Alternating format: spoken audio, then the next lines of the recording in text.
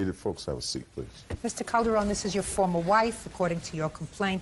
Subsequent to your divorce, when all matters of finances had been resolved, your wife used a credit card that was in your name without your authorization. And it was a gas credit card. And according to you, in a very short period of time, a few days, she ran up a bill of well over $500. You want to be compensated for that. Ms. Calderon states in her answer that she believed that you left this card open for her because you were being a nice guy and you knew that she was struggling financially. Of course, you say that when you confronted her with that, her reaction was somewhat different. Can I see a copy of your judgment of divorce, please? Yes. You were married for 25 years? That's correct, Your Honor. Is that right? And you have kids? Yes. How many children? 2. Grown? Yes. It is clear from the judgment of divorce that any and all liabilities incurred after December 14th of 2004 belong to each of you separately. Now, when were these credit card bills made? October 13th through the 19th. Of 2005? Of 2005. I have a Can I see them, please? How did you become aware of them, sir? I received a letter of address change, and I knew that I had not changed my address. I didn't even know the credit card existed. And when I called them, they told me that I had requested to change my address, and I thought that there was something wrong with that and asked if there was any charges on the account. Okay, Ms. Calderon, the ball is in your court. Explain it to me, please. Basically, the reason that I was in the situation I was in is because I was so heavily in debt and destroyed from what he had done to me from this divorce, because he knew that last year when my daughter graduated high school, my oldest daughter graduated college, and my oldest daughter got married, that I had put a lot of money into that. And this has nothing to do well, with that. But this is why I was. Calderon, this is why.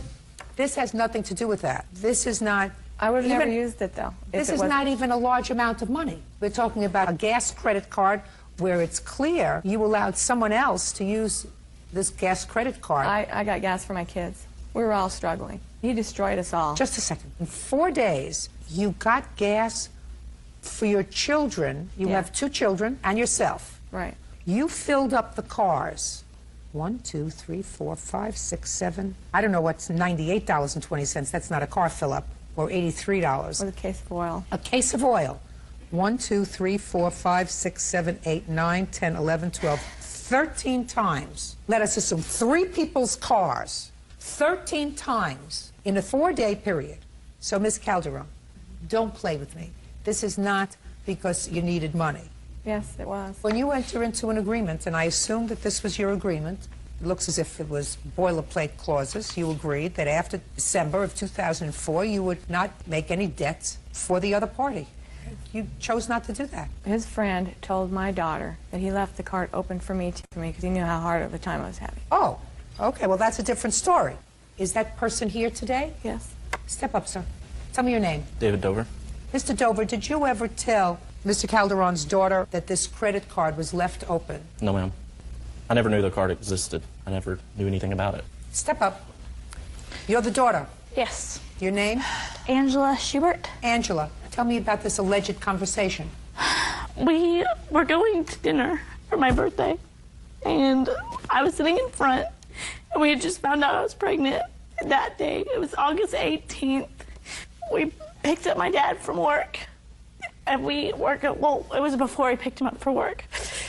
And we were just talking about the divorce, you know. I was trying to get to know him since, you know, he lives with my dad now.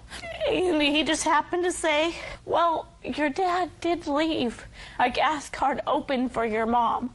Because we didn't know, because all the gas cards were closed. Let me ask you this question. Somebody must have been complaining about money. No. So, because the statement that you ascribe to this gentleman, well, this is what you said, well, your dad did leave a gas card open for your mom, we were talking is always a response to something said to him. We were talking about how hard it was for everyone in the divorce, and how it happened. We were talking about how hard it was. And he said, well, you know, your dad left a gas card open for your mom, and, you know, to help her out a little bit. And you went back and told her, shh. I didn't tell her right away. You didn't tell her right away. When did you tell her? Maybe a week, week and a half, 2 weeks tops. Okay, so a week and a half, 2 weeks tops, you tell your mother. And your mother didn't have this credit card. Yes, I do. Just a second. You didn't have it.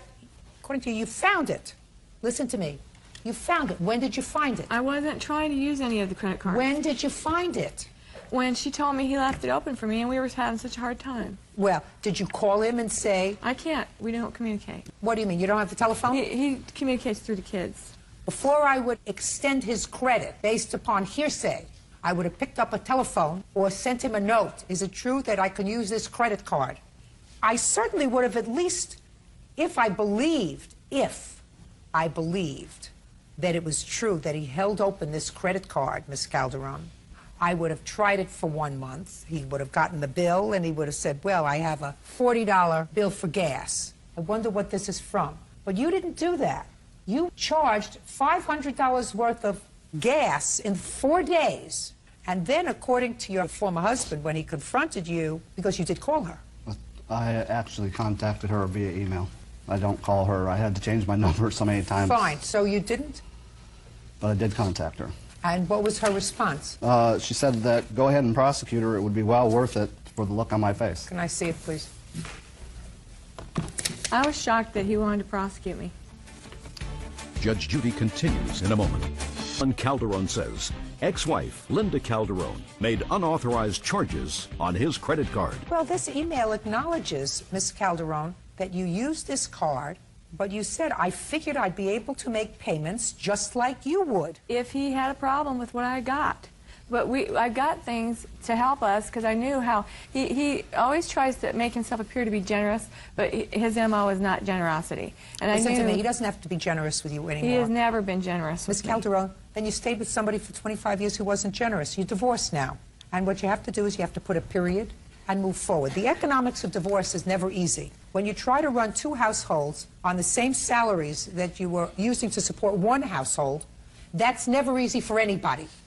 But what you cannot do is, you cannot say, I have a contract, and I'm not satisfied with the terms of the contract, so I can, because of necessity, because I was married to him for 25 years, because we have children together, they have needs, whatever, I'm going to extend his credit.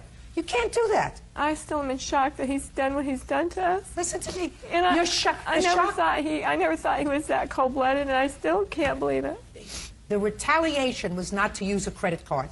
I didn't do it in retaliation. Well, then you got to pay it. Judgment for the plaintiff in the amount of $507. That's all. Parties are excused. You may step out.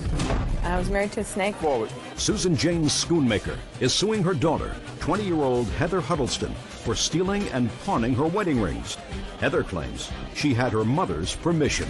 Ms. Schoonmaker, this young lady is your daughter, and according to your complaint, she owes you some money. She owes you some money because, as a result, according to you, of her drug abuse, she fell behind in her rent. She and her boyfriend, and she came to you for money, and you gave her jewelry to pawn.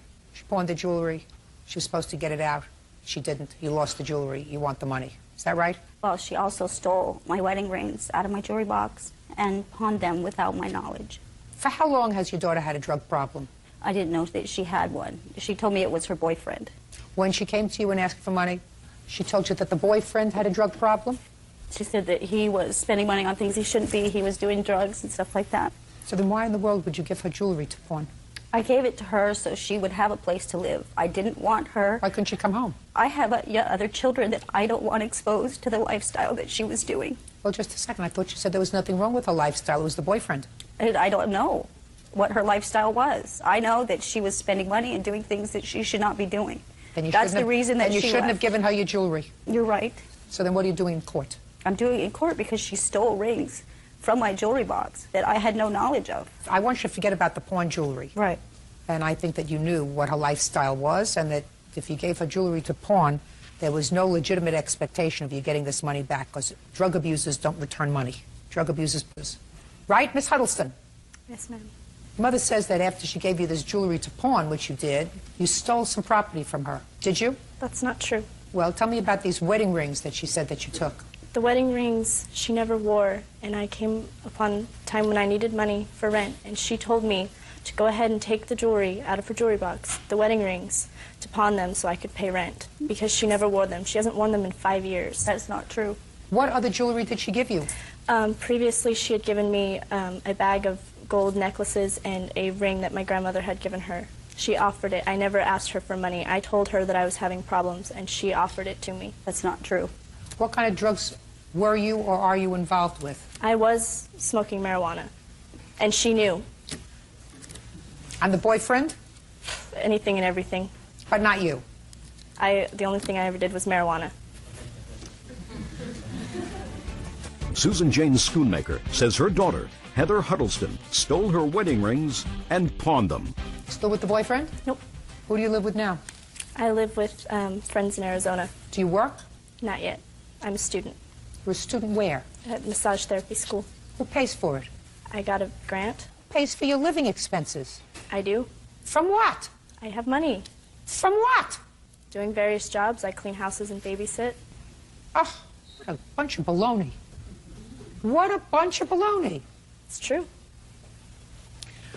My dear Miss Huddleston, you wouldn't know the truth if it came up and cracked you in the face.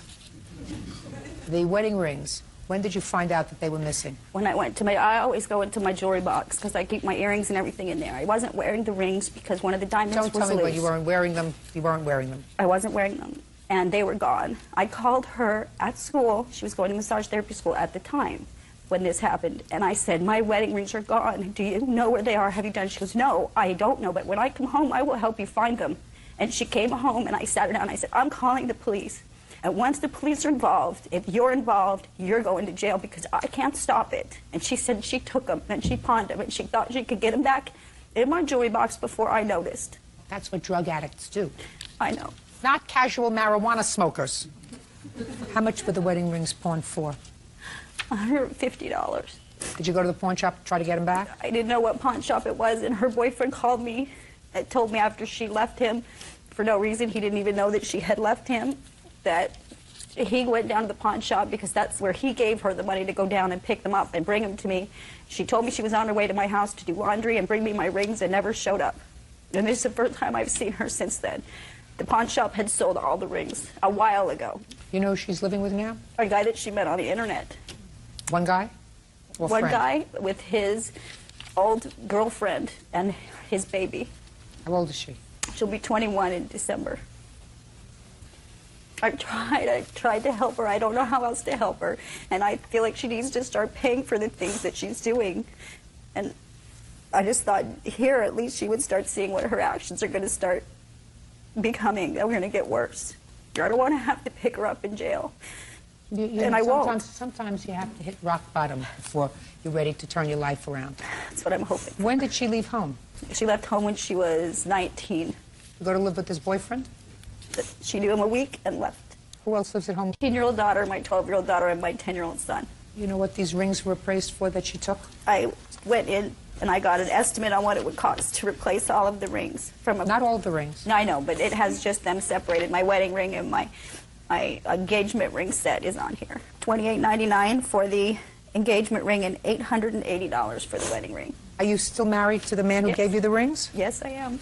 They've lived together for 16 years. He's not her father. He's not her father. But you'd never know the difference. Anything you want to say? She told me that those rings were remnants of an unhappy marriage and that she was happy to get rid of them. And that's why she let me pawn them. And I never said that. I just think it's really funny, you know, she was helping me out, and now because she's getting in trouble from my stepdad and my grandma, she's got to turn around and blame it on me, and I just don't think that's fair. What do you think is fair? I didn't do anything wrong. She gave it to me. You did do something wrong. You came to your mother and you said, I got a drug addict boyfriend, I'm behind in the rent, you were living a lifestyle that was inappropriate, and you came to your mother, who clearly is not a rich lady, because if she was a rich lady, she would have had the money to give you for the rent. She didn't, so all she had was this bag of jewelry, and you're a big girl. You chose to be a big girl. You chose to move out of your house and live on your own.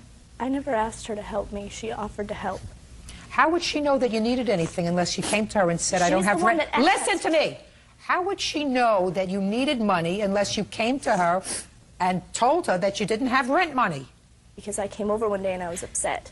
And like any caring mother would, she asked what was wrong. At least I thought she was caring. Sorry. You got to do the right thing. You still have time. If you continue to make bad choices in your life, you know what's going to happen? You're going to end up being, instead of a 20-year-old bum, a 40-year-old bum. If you lie down with dirt, you get dirty. Did you ever hear that expression? Did everybody say anything like that to you? If you lie down in dirt, you're going to get dirty. And it sounds to me like you went from the frying pan into the fire. It's not too late. You're still a young girl. But you better start making right choices. Because if you don't make right choices, you're going to end up a 40-year-old dirty girl instead of a 20-year-old dirty girl. Judgment for the plaintiff in the amount of $2,500. That's all. Parties are excused. Calendar in the matter of Johnson versus Glenn. Thank you. You're welcome, Judge. Parties have been sworn in, Your Honor. You may be seated. Ladies, have a seat. Miss Johnson, Mr. Glenn has a grandson, and I assume, Mr. Glenn, that you have guardianship of him? That's correct. Are you his paternal grandfather or maternal grandfather? He's my step-grandson. Who is the biological grandparent? That'll be my wife. Is she the maternal grandparent or paternal? She's maternal. How many children does her daughter have? 5. Have you and your wife raised all 5 of her children? That's correct. What's her daughter's problem? She has men problems, drug problems, not grown up enough to know what she has to do. She can have babies, just couldn't raise them. Okay. And you took them in? That's correct. Who supported the children? I supported the children solely. You got no state aid for the children? The Medi-Cal and a minor amount, I think it was maybe 130 possibly per child. Mr. Glenn, we're going to think a little bit harder, sir. You're going to give me the figure of how much you received from the state for this child. It's $841 for 3. Well, why don't you show me, sir?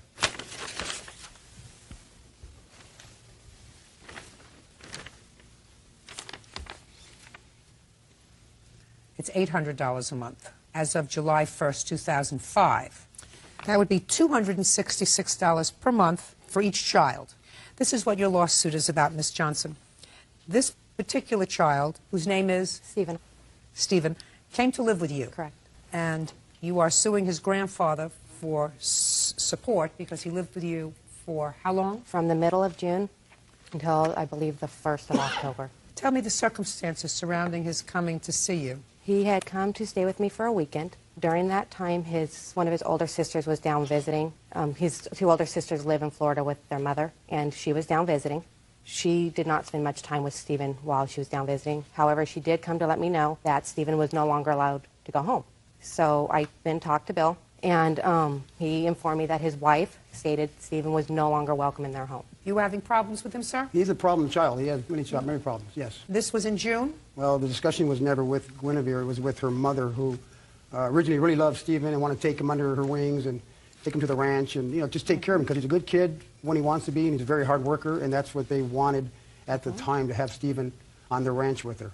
They had an accident up there, one of the children. Just a second. When did Stephen go to live with Miss Johnson? I guess it would be July. And when did the support that you were receiving for Stephen from the state stop? I think there should have been a cutoff date in July. Don't tell me what you think, Mr. Glenn. I'm asking you a question. How many months after middle of June did you collect support from the state for Stephen? That's very easy for me to find out from the County of Ventura. 4 months. And how much money did you give Miss Johnson to take care of Stephen? I didn't give her anything. I gave Stephen a few things, and let me add, Your Honor, but let me add something. Yeah. These people at first wouldn't take anything. Stephen Well, was a hard worker. now she wants something. I understand. She wants $5,000. That's not actually, going no, to she happen. wants I'm speaking. The taxpayers of the state of California, through their generosity, gives you $266 a month to defray your expenses for Stephen. Now, you had no expenses for Stephen. July, August, and September. That money to the people who were taking care of him. That's a no-brainer. Well, it is actually a brainer, because I've spoke with these people many times. It's not that we try to keep any money. We try to get her to go to family court with me several times to Not take care family of court. She didn't want to go to family court. She didn't want to become responsible in the eyes of the state to take care of him, because she was going to give this a test run. If he was so bad, he wasn't going to... I'm speaking. If he was so bad that your wife, his grandmother, related to him by blood, said that he's not welcome in my house, it would have been stupid for her or her mother to go to family court and say, we're going to accept responsibility, we want to be his guardians. But if he's staying with them, don't tell me you wanted them to go to court. You just should have gone over there with $266 in cash every month and said, this is to help defray Stephen's expenses. She wanted me to give her adopting money. She wanted $3,000 a month. Why didn't you just turn over to her, Mr. Glenn, what you were getting and saying, I'm not going to give you $3,000 adoption money? here's the money that I get from the state. If you don't like it, Stephen can come home. She'd have got the money. It just turned out to be a big attitude thing, big problem with her to me. Well, now you touched with my attitude, Mr. Glenn, because I sort of stand in the place of the citizens of the state of California, and they didn't give you a gift of $1,000. They didn't give you a gift. You should have taken this state money and given it to them. End of discussion. Is Stephen back with you now? Yes, Your Honor. He worked for these people, and my granddaughter visited them, and my granddaughter discussed with Guinevere and Stephanie. They wouldn't take a dime because Stephen does so much for, I know, but he does so much. Mr. Glenn, then you should have taken the $266 and returned it to the citizens. Listen to me! And returned it to the citizens of the state of California. My question is, did you do that? I absolutely called him and told him there's going to be a change in custody. That's not what I asked you. No, I did not, according to your question. The answer is you did not. Did not. What'd you do with it? You spent it. Stephen got some of it. No. She got some of it, too. No. Yes, she did. No. She did. No.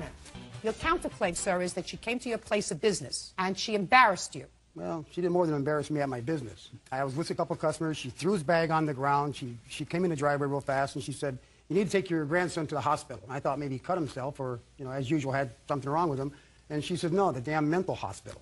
Because you guys, you've destroyed him. You made him this way. And I raised 5 kids. I didn't make any of them bad." Just a second. What I want, Mr. Glenn, is just the fact, sir. Okay. That's what she said. She dropped his bag, and she said, "You better take him to a hospital, a mental hospital, because you destroyed him." Yeah, and then she made a false report to Child Services, Protective Services. Just a second. Did you bring him home? Yes, I did. And what happened when you brought him back to his grandfather's store? What had happened is I'd gone to Child Protective Services first to explain to them the problems I was having with Stephen at my house, that he could no longer stay at my house because he was becoming a danger to my children. And a week before this, Bill had informed me that... He wasn't a danger to your children. Listen, I don't want you to say anything, sir. I want you to remember how this whole thing started. This whole thing started because you told her that your wife will no longer permit Stephen in the house. Your wife, his grandmother, by blood, said, "This teenager, 14 years old, 14, cannot come home. I don't care what you do with him, he's not coming home." They took him in, but evidently there was a good reason why his grandmother said, "He can't stay at my house." And she finally found out after 3 months what those reasons were. So she did what was appropriate. She took him to Child Protective Services because she's supposed to take him. Child Protective Services had to be informed that his guardian said he couldn't come home. What was she supposed to do with him? Kick him out in the street? They already knew that. Just a second. She cannot put him out in the street because she has children. If she did that herself, Child Protective Services, what are you taking, a 14-year-old? You put him out in the street, we're going to come and take your children. What kind of a person are you? So she went to Child Protective Services, and she said, "This is his behavior." Go ahead. So I went to Child Protective Services. A couple weeks before that, I tried talking to a school counselor because this child needed a lot of help. When I went to Child Protective Services, they told me I had 2 options. I could take him if he was willing to go. They informed me that they felt, by what I was telling them, that he should go into a hospital and be evaluated because he was suicidal. But he didn't want to go. He did not want to go. And you have no authority to put him there, not his guardian. Correct. So you have to take him home. That was the only other option I had. Fine. Now, did you call Child Protective Services at any time other than taking Stephen there that time? Did you call and complain about any behavior relative to his grandmother and grandfather? No, I did not. You have any information, Mr. Glenn, that Miss Johnson made any other false reports against you? Well, she told Child Services that we allowed Stephen to lay around in his own filth. Never do, never have, never would. I mean, it's like there was social service walked in the house. There was nothing wrong with her house. All I know is, sir, that Miss Johnson took on a responsibility that she probably shouldn't have taken on since she has children. Because if the blood relatives of a child, Miss Johnson, say that they can't take care of him, there's a reason. There's usually a reason. Well, she took him on because she needed free labor. Mr. Glenn, stop being stupid. All right, well. Stop being stupid. It would be as ridiculous to make that assumption about this lady who took him in for 3 months and who went to school, went to his guidance counselor, tried to get him involved in other things, and for me to say to you that you took care of your 5 grandchildren to get the state aid that you got for the 5 grandchildren since 1997. Wouldn't that be stupid? Yes, it would be. Oh, of course. That's not why you did it. I'm sure you took in your grandchildren because they needed a home. And because their grandmother felt as if she wanted to provide them a home because the child that she reared, that she raised, turned out to be an inappropriate parent. That's correct. Right. You have to return the $1,000 that you owe Miss Johnson that the state gave you. You have no right to keep it, Mr. Glenn, and your counterclaim is dismissed. That's all. Please excuse, you may step out. He was Borchers versus Grote. Step forward, please. Brian Borchers is suing his former friend, Darla Grote, for her share of a hotel room in Cabo San Lucas. Carla says Brian agreed to pick up the tab. Mr. Borges, I gather from your complaint that you and Miss Grote were friends. You both are single parents, is that right? That's correct. And it is your claim that Miss Grote accompanied you and your daughter on a trip to Mexico. Correct. And it is your claim that she owes you money for expenses for that trip. Correct. The defendant, who acknowledges she went on the trip with you, says that you had an agreement that as long as she paid for the airline tickets for both herself and her daughter, you would cover the rest of the expenses while you were in Mexico. Correct. How old is your daughter? She's 13. And Mr. Borges, you have? A 13-year-old daughter. And these 13-year-olds go to school together? Are they friends? Correct. Is that how you know each other? Correct. I understand that you were out for dinner with Miss Grote at a time when you were discussing this trip. Yes, we...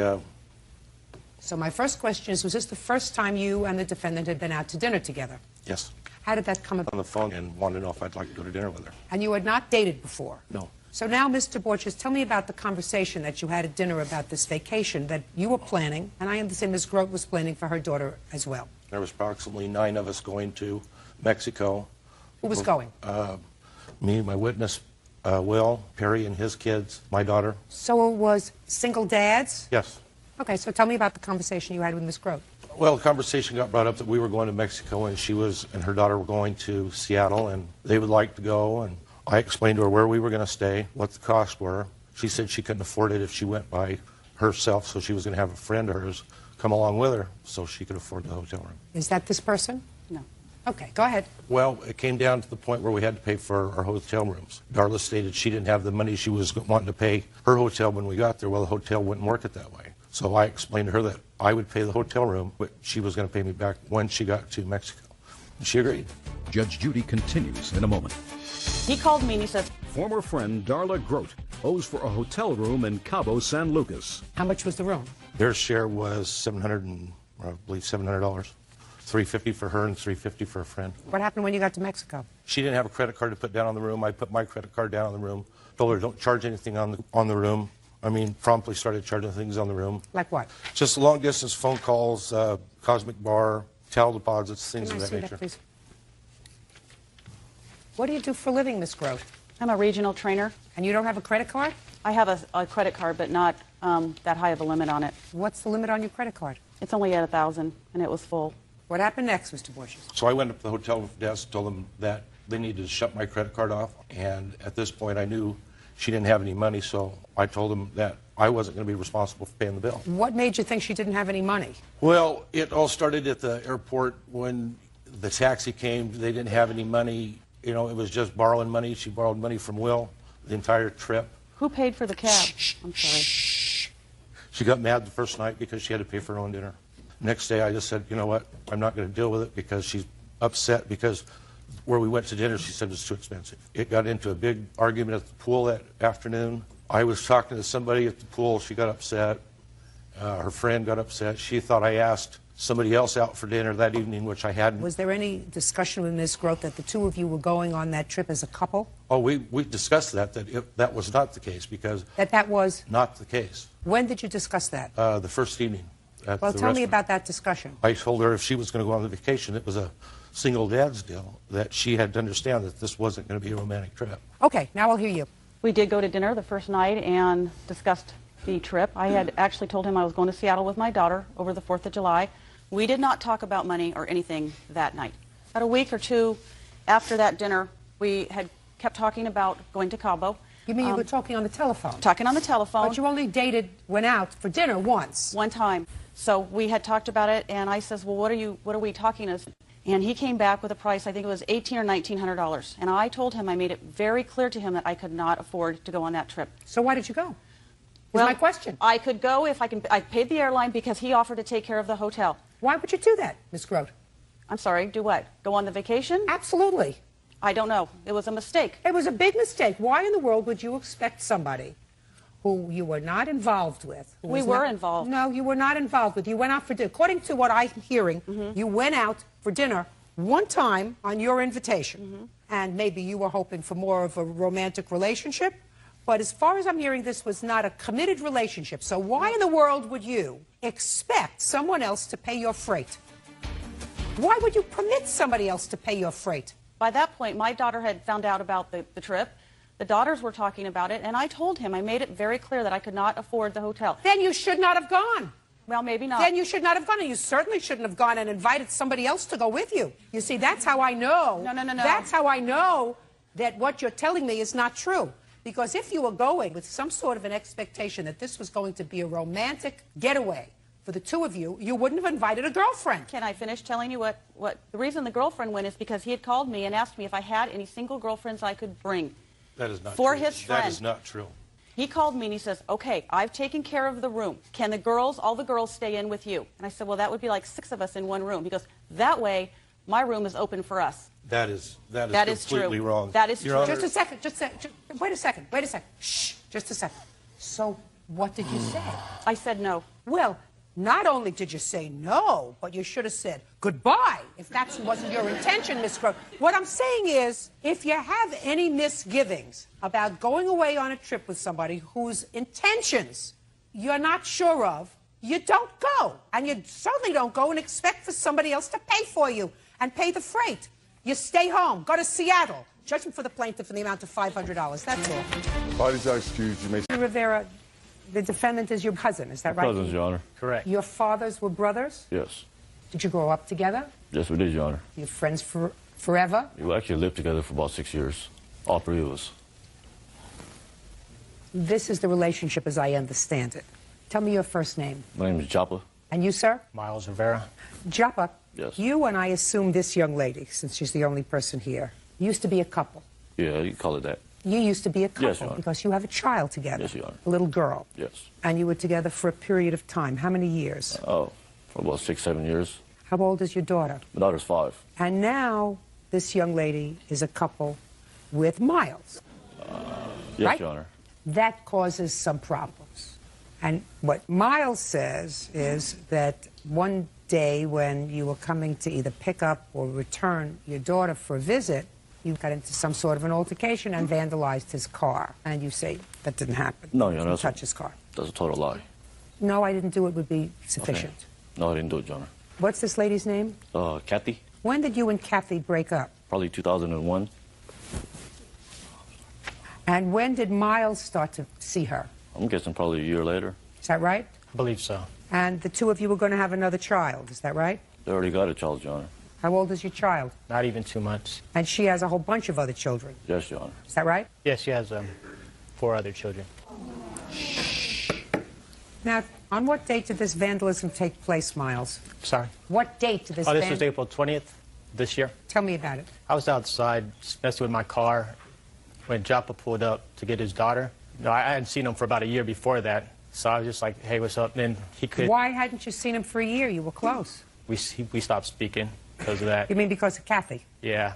Go ahead. So he approached me. You know, we just got a little altercation, arguing, nothing major. And then Kathy called him, I believe, or her daughter, who was watching his younger daughter. And then we were still yelling, so they heard the argument on the phone. So they came down. What were you yelling at him about? I don't know exactly what the words were spoken, but just... What angry words? Yeah, his anger toward me. And, you know, I don't blame him. You know, he probably feels like he was backstabbed. But I wasn't out to do that to him. I was just thinking more of myself, you know. So the daughter came down, and then on my way up, I could hear them start arguing. You mean Kathy and Joppa? Kathy and Joppa. So I come back downstairs to see what's going on. And that time he was standing in front of my car, which was all scratched up and dented. And I said, what's all this about? He's like, you know, what? And then we just started arguing some more. I just went back upstairs after that. You have pictures of the car? Yes. All right, Kathy, stand up, please. This was before and after shot. Nice car. How old are you? 35.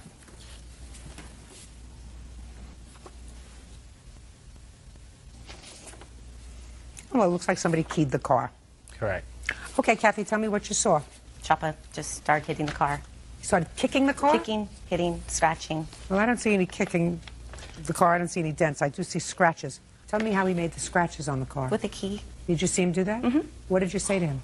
I asked him what he was doing. And what did he say to you? He didn't say anything. He threw up gang signs. What is that? Signs. Show I'm sorry, Your Honor. me what that looks like. I don't know. It's like something with his hand. You know what that looks like? I have no idea what you're You have talking no about, idea. Your Honor. What were you arguing about with Joppa? I told him to leave. I wasn't arguing with him. I told him to leave. And what did he say? He used a couple of choice words, and then he pretended he was going to leave, and I told him that my daughter wasn't buckled up in the car yet. Then he got back out of the car and started scratching the car. So he was annoyed at the direction that you gave him to buckle her up. And he's already annoyed. Well, he got more annoyed because you gave him another direction. Joppa, Yes, Your Honor. I'm listening. First of all, I never touched the car. Never scratched it, never kicked it, didn't touch it at all. What were you arguing about? With who? With... Either one of them.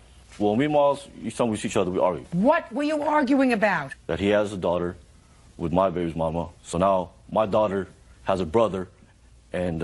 And they're also cousins. Yeah. But now that... Yeah, and the father of my daughter's brother is her uncle. Yeah. By marriage. Yeah, probably by marriage or whatever you want. Listen to 20, me. 25 years. Hey, listen to me. Yes, Your Honor. Don't talk to her. Okay, I'm sorry. Don't talk to her. Okay. Joppa. Yes.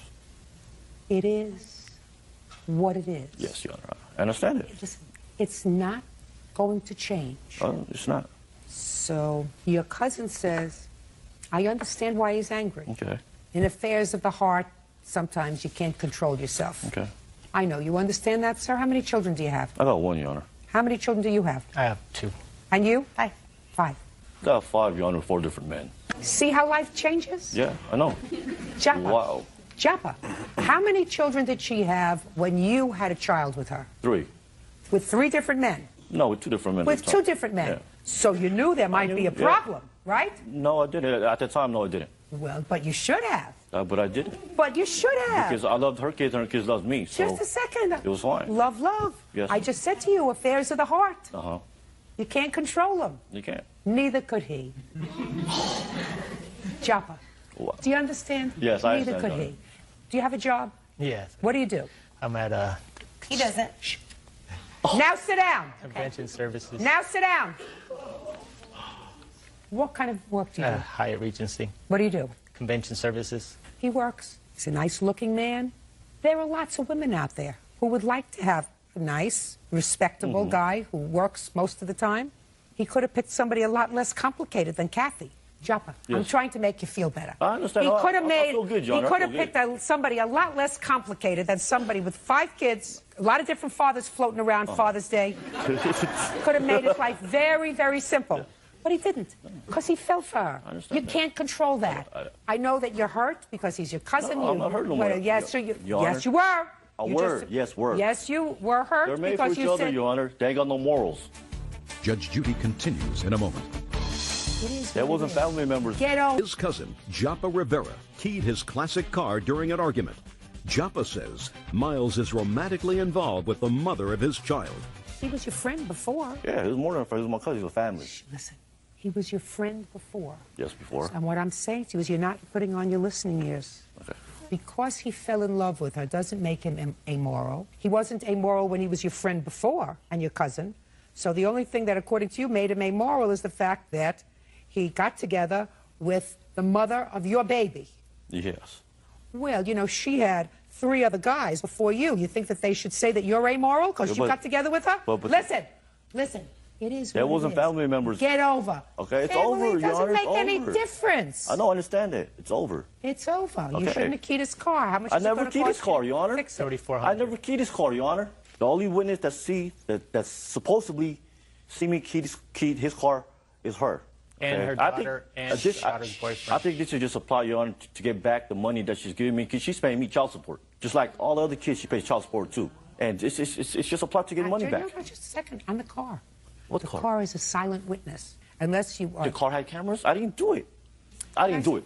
And I stand good. by it. Can I show you the copy of the police report, Your Honor? Yes, get the police. I got a copy of that too. Where it clearly Listen to me. states here that... Listen to me. Give me the police report and give me the estimate. And give me the year of the car, which is what? 1972. Can I say something, Your Honor? Yes. While you read that police report? Yes. This police report, every statement in here by Kathy Aragon is false. She said I came to pick up my daughter from her for my visit. I don't need a visit, Your Honor. I have full custody of my daughter. My daughter lives with me. That's it. Okay. Second of all, I did not drop my daughter off to her. I dropped off my daughter to her daughter. She was about 19, 20 at that time. I came and picked up my daughter, and they was there. And that police report says that I dropped off my daughter to her, and I was supposed to pick my daughter from her for visits. I don't need a visit. She needs to visit her daughter for me. Got it. Okay, I'm sorry. Got it. Just excited. Other than your daughter, Kayla? Yes. Who else lives with you, sir? Actually, I'm staying at my parents' house right now with my daughter. Your parents help you take care of her? Yes. When you work? Yes, when I work, yes. Do you work? Yes, I do. What kind of work do you do? I'm at Telecom. Right now I'm doing I got a contract with Oakland Unified School District to rewire the whole schools. Yes, I do have a job. I'm happy for you. Good. Finally. Well, you know, it's sort of interesting to me, Miles. Listen to me very carefully, sir. I'm listening to him. Mm-hmm. And the truth is, he's becoming more persuasive to me. In what manner? There are only two people. There were two other witnesses there. I don't have any other witnesses, sir. I only have her. And he confessed to the police officer on the phone. Would you ask him to please point out to me where it says that he confessed to the police officer on the phone? Can I say something about that, Your Honor? No, I want to read it. Okay, read it, then can I say something? Yes. Okay. I wish the police was here because the police doesn't lie. I should have subpoenaed the police officer. Oh, well, that's interesting. Here you go. It says the police officer said that while at the scene, Miles called you, and the police officer obtained a statement from you that said that he was off and that he vandalized the car, Rivera one, that would be you, to get an estimate, and he would have the vehicle fixed. I didn't know it was a police officer. I thought it was like one of his friends telling me to come back because the first thing the phone call said, won't you come back over here? How am I supposed to know it's a police officer? How am I supposed to know it's not his friend? Why would you say to somebody, why would you say to anybody, police officer or otherwise, because I'm it speaking, might be his friend. I'm speaking. Why would you say to somebody, a police officer or otherwise, yeah, I was off, I vandalized the car, tell him to get an estimate and I'll have it fixed? Just to get off the phone because I didn't think it was a police officer. You know what's going to take you to get out of here, sir? Okay, but you know what? Can I also say something? $3,479. That's what it's going to cost you to get out of here. Judgment for the plaintiff. That's all. Step out. Pound in the matter Wilcox versus Mesday. Parties have been sworn in, Judge. You may be seated. Folks, have a seat. Ah, Mr. Wilcox. How you doing? I'm doing fine, much better than you are, sir. Your complaint is that this young lady was your girlfriend for a period of time. Yes. And that she asked you to take out a car loan for her. That's correct. Because she couldn't get a loan in her name. Right. Why couldn't she get a loan in your name? I don't know. What? I wasn't old enough, I guess. She didn't have any established. I wasn't asking you. I knew that you could tell me. I'm asking her. Sorry. I don't know. It was a present, so I wouldn't be in my name anyway. Why couldn't you get a loan out in your name? I wasn't going to get a loan. It was a present. There's a thing that's irritating me. Sorry. How old are you? I'm 18 now. When were you 18? May 4th. When did you take out the car loan? It was in June.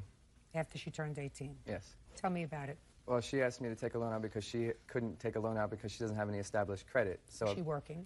I don't think she had a job at the time. She wanted to get a car and she had no job. Right. And she had no credit. Right. Go ahead. So what did you say to her? So I told her if she wanted, I would be able to take a loan out in my name if she promised to make the payments for me every month. Because listen to me, Mr. Right. Wilcox. How was she supposed to make the payments if I'm sorry. Listen to me. How was she supposed to make the payments if she had no job? She had just applied. They were going to hire her in a couple weeks. So that was our plan. She was like, okay, I'm getting a job. Hire her where? She was going to work at Kohl's. So she was... Is that where you're working now? No. Did you ever work there? For about 2 weeks. What happened to the job? I didn't like it. What are you doing now? I work at Michael's. It's arts and crafts store. How do you get to work? My car. All right. So you took out a car loan for how much, sir? It was for $2,000. And 2 days later, she dumped you. Mm-hmm. I never even got the ride in the car. I never saw her after that. Liar. Don't I'm sorry. shout out here. Maybe if you had a sweater on, you wouldn't be so cold. Your brain I'm would a work little hot, better. actually. A little hot. You don't look hot. I am. You don't look hot. Figuratively and literally. All right, I'm sorry, Judge. Why did you terminate your relationship 2 days after you got the car? It actually started, before the car, because I didn't know about the car. It was a present, and if, she knew about it before I did. He bought me plenty of things in our relationship. He bought me a $900 Chihuahua. Listen to me. I'm not interested in your Chihuahua. All right. I asked you a simple question. Why? Why did you terminate because he's the relationship? Crazy. He's, completely on my back, and to this day still is. Mr. Wilcox, how long had you and the defendant been dating? We were together for 6 months. And in that 6-month period of time, did she have a job? She had a job when we first met for a month, about a month, and then she quit that. Lie. No, that's not a lie. She had a job for about a month. After we were together, she quit the job, and then I would pay for dinner, whatever we were doing. And I got a really good job that paid a lot of money. It was a really hard job. It was long hours. It was in a steel mill. I took that out so I'd be able to afford to do, to pay for both of our things. But that job wasn't working out. It was really, making me cranky. So I quit that job, and then I did not have a lot of money after that. That's when I got the loan. I told her, I will do this for you, but you know that it's a favor. It's not a present. I'm doing this. You have to pay me back. Mr. Wilcox, listen to me very carefully, sir. Okay. I've met this young lady for a brief period of time. Mm-hmm. I would say no more than 6 or 7 minutes, Bert. About that. If you picked her and you chose to indulge her, that's your problem. Right. Somebody who does 5 months and who has the promise of maybe a job in a couple of weeks, if I were an intelligent person, I would not say, I'm going to take out a loan for you and rely on her paying it back. That's because I trusted her. Listen to me, sir. I've known her for now 8 minutes. I wouldn't trust her as far as I could throw her. You knew her for 6 months. Right. Then you had bad judgment. The fact that she dumped you 2 months after she got her wheels is unfortunate for you, but doesn't turn this gift into a loan. Uncross your hands. The fact that she may have poor character is not something that I can address here. If you're going with a guy and a guy loves you and you take advantage of him financially because he buys you nice things, a $900 chihuahua, a $2,000 car, other good things, and you really have no use for him because he's all over you, that doesn't make you a nice person. It also does not create a loan from a gift. How old are you? 25. So she was 17 when you started to date her? And I was 24. It was an expensive lesson. Yes. Pay it off and forget it. Or, in the alternative, the car secures the loan. Is that right? It was a personal loan. It wasn't a loan for a car. Oh, well, that's more unfortunate, Mr. Wilcox. That's more unfortunate, Mr. Wilcox, because I was going to say if the car secured the loan, stop making the payments, they'll repossess the car. Right. And that would irritate her at least, which, as far as I'm concerned, would be just fine. However, since you were foolish enough to take out a personal loan, you're going to have to pay it and learn a good lesson. You want to lose your heart to somebody that's going to take advantage of you, you're going to get stuck all the time. Okay. There are givers. I didn't take this out as a gift. She knew from the very beginning. Don't tell me what she knew, sir. She says it was a gift. I believe it was a gift. I believe that but for the fact that she dumped you 2 days later, we wouldn't be standing here today if she didn't pay you back. No question in my mind. Judge Judy continues in a moment. The answer is... Claims ex-girlfriend Christina Mesday owes for a car loan. Christina is countersuing, claiming Andrew is stalking her. Now, she's got a counterclaim for harassment, correct? Correct. Because he's been annoying you. Yes. Badly. Very. Why don't you give him back the car? I need the car. It was a present. Listen to me. The reason he's harassing you, the reason he keeps calling you and text messaging you is because he feels as if you made a fool out of him. Listen to me. I'm listening. Listening ears. And maybe he would stop bothering you if you just said, listen, I don't want him to feel like a fool. He bought this car. I dumped him 2 days later. I'm going to give him back the car, let him sell it, let him get rid of this loan that he's got, or a good part of it, so that at least then if he keeps bothering me, he won't have any cause. The other loan is in my parents' I'm name. speaking. I'm sorry. You get it? The answer isn't, well, I need the car. That's what a young idiot says. If you want him to leave you alone, give him back the car. Otherwise, don't bother me. Goodbye. Party's in the matter of Myron versus Dobbins. Step forward. 19-year-old Gerald Myron is suing her ex-boyfriend, 21-year-old Jeff Dobbins, for the unpaid balance on an $18,000 Kawasaki motorcycle. Jeff says the bike was stolen, so he owes Gerald nothing. Miss Myron, this young man used to be your boyfriend, and you were foolish enough to take out a loan for a motorcycle that he wanted. The motorcycle cost, I think, $18,000. There were 2 loans. Both of them were in your name. The motorcycle was titled in both your names, but it clearly was Mr. Dobbins' motorcycle. And when the 2 of you broke up, shortly after the motorcycle was purchased, you took it. Yes. In what month did you take the motorcycle? October. And in what month was it purchased? August. And when you broke up, was this your idea or her idea? My idea.